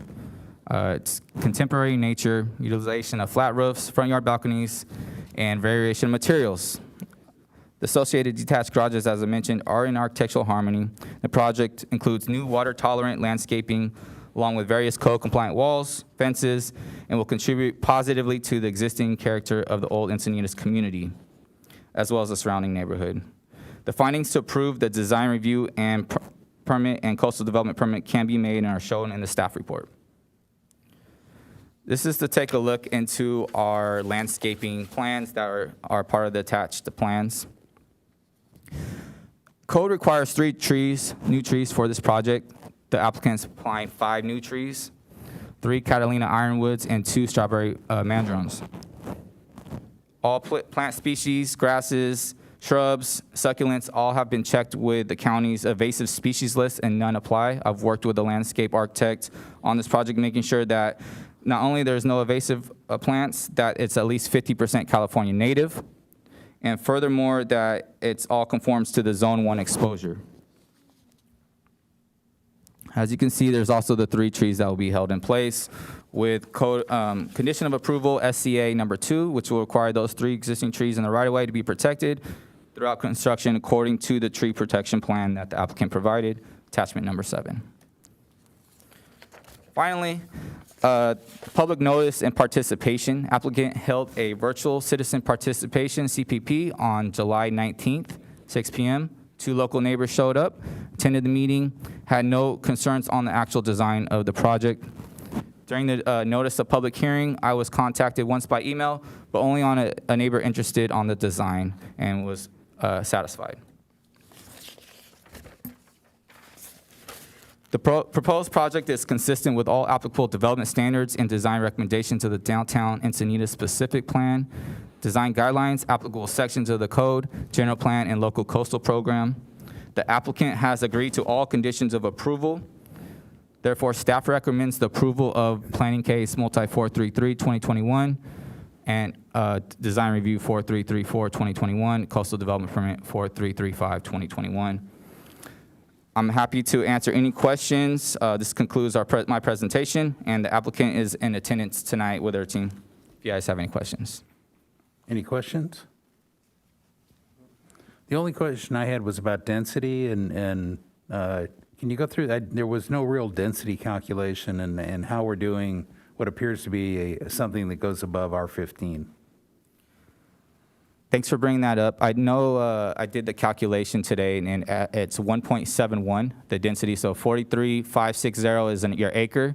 The lot is 5,038 square feet. Doing the math, it's around 11%. So when you times that by 15, we're at 1.7 and some change. The reason why this is 1.7 units is what you're saying? Correct. Yeah. However, and I printed the email I sent you out earlier, but however, in our code section, in DR15, it's allowed for a duplex as long as it's more than 5,000 square feet. And so the duplex is allowed by right to use, and therefore we're not looking at any use permit for this project. Okay. And for this project before us tonight, there's no lot split allowed, right? They couldn't split the lot in half and sell the duplexes individually as with the land. The request tonight just it'll be one ownership for the lot, and they're not requesting any condo maps or anything or subdivision. Okay, but I guess my question is, in the future, can they split the lot? The future, there'll be SB9, which there'll be a protocol for that. Today, I'll grant you, but it's going to be an interesting one because, well, I guess they can do 50-50, can't they? Because it's a 40% minimum in SB9, but that's a separate section. But today they can't split, but they could do a condo, is what I'm asking. Right now it's a legal lot, and they could possibly do a condo if they're so imposed to. But I believe the ownership plans on controlling the property, and that's not part of this request. Okay. No other questions? Don't see any. We will now, we'll now open the public hearing. And does the applicant wish to address the commission?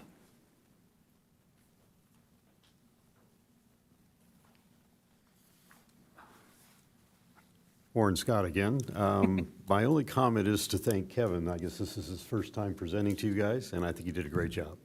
So Beyond that, if you, I think it's well presented, and if you have any questions of me, I'm here to answer them. Okay.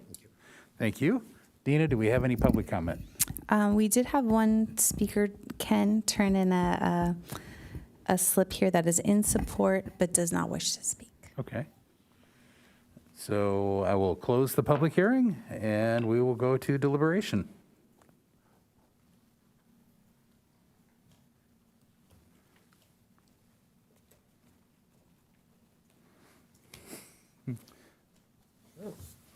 I think it's a nice project, and I would support it. Okay. Yeah, I also feel it's a nice project. It's, it wasn't a duplex, it wouldn't be in front of us. It seems high quality, it's gonna be a beautiful addition to the neighborhood. Looked for anything to object to, didn't find anything. Nothing? Huh. I don't really have anything. I did like that they're 3-bedroom units. And I like the small size of the 2 duplexes too. I think it's a great project. I like the 22-foot height that kept the pedestrian scale. So with that, if I don't have any other discussion, anybody want to, I'll entertain a motion, I believe. I'll make a motion to approve the project. I'll second. Okay.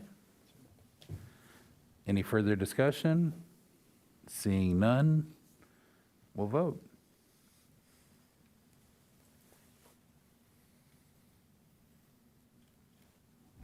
All right, the vote passes unanimously with Commissioner Sherrod being absent.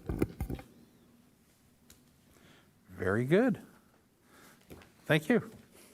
Thanks, guys. Should have put you first, huh? Sorry about that. Next time. Yeah. Okay, now we're moving on to item 9, which is future agenda items to be added by planning commissioners. Are there any agenda items planning commissioners wish to add? I would like to jump in here. I'm looking for my printout of it. I don't have it. Council just released their meeting schedule for the year, going out, listing out their summer break, and I would like Planning Commission to do that also. Okay. We can bring that forward? Can we do that? Because I think it'd be nice if our schedule could mimic, because I know, I guess it's July that council, City Hall goes a little dark. And it'd be nice to plan vacations some months in advance instead of at the last minute. Absolutely. Yeah, and like the January 7th, we canceled because City Hall is out, and so there really wasn't prep time, so it would have been nice to know that 6 months ago Yeah. or at the beginning of the year. I think that if we- next January, we're going to have the same situation, so I support it. Yeah, we should be able to look in advance, and there's going to be certain dates that just aren't going to work. And we can go on a ski trip or do whatever we want. So that was my request. It will require some help from staff. I think our bylaws require 2 commissioners to jump in and say they want this to happen. Do I understand you're offering to take us on a ski trip? That's where I got caught, too, yeah. Sorry. Yeah, I thought- I would second or support your cause there. Yeah, Kevin. so would I. I've learned my lesson. The first Chris is commissioner nodding, yes, so. item I tried to create, I realized it was like I had to do the entire staff report, and I remember Roy was just snickering the whole time, watching me dig myself a deeper and deeper hole. Okay, any other items from planning commissioners? No. So planning commissioner reports? Nope. A bunch of City nothing. planner reports. Anna? Just 2 items. The first is a reminder, which I'll remind again on the January 20th, but the native plant ordinance joint session is going to be January 27th. So since we won't see each other, I wanted to make sure I mentioned it. Okay. And more details to come on that. Then the second one is just a reminder of the closure of City Hall from December 24th to January 2nd. And that's all I have. Very good. And with that, thank you, everyone. Whoops. Thank you. With that, I'll adjourn the meeting. Our next regularly scheduled meeting is January 21st, 2022. Wow. And so this meeting is now adjourned to the regular Planning Commission meeting of January 21st, 2022 at 6 p.m.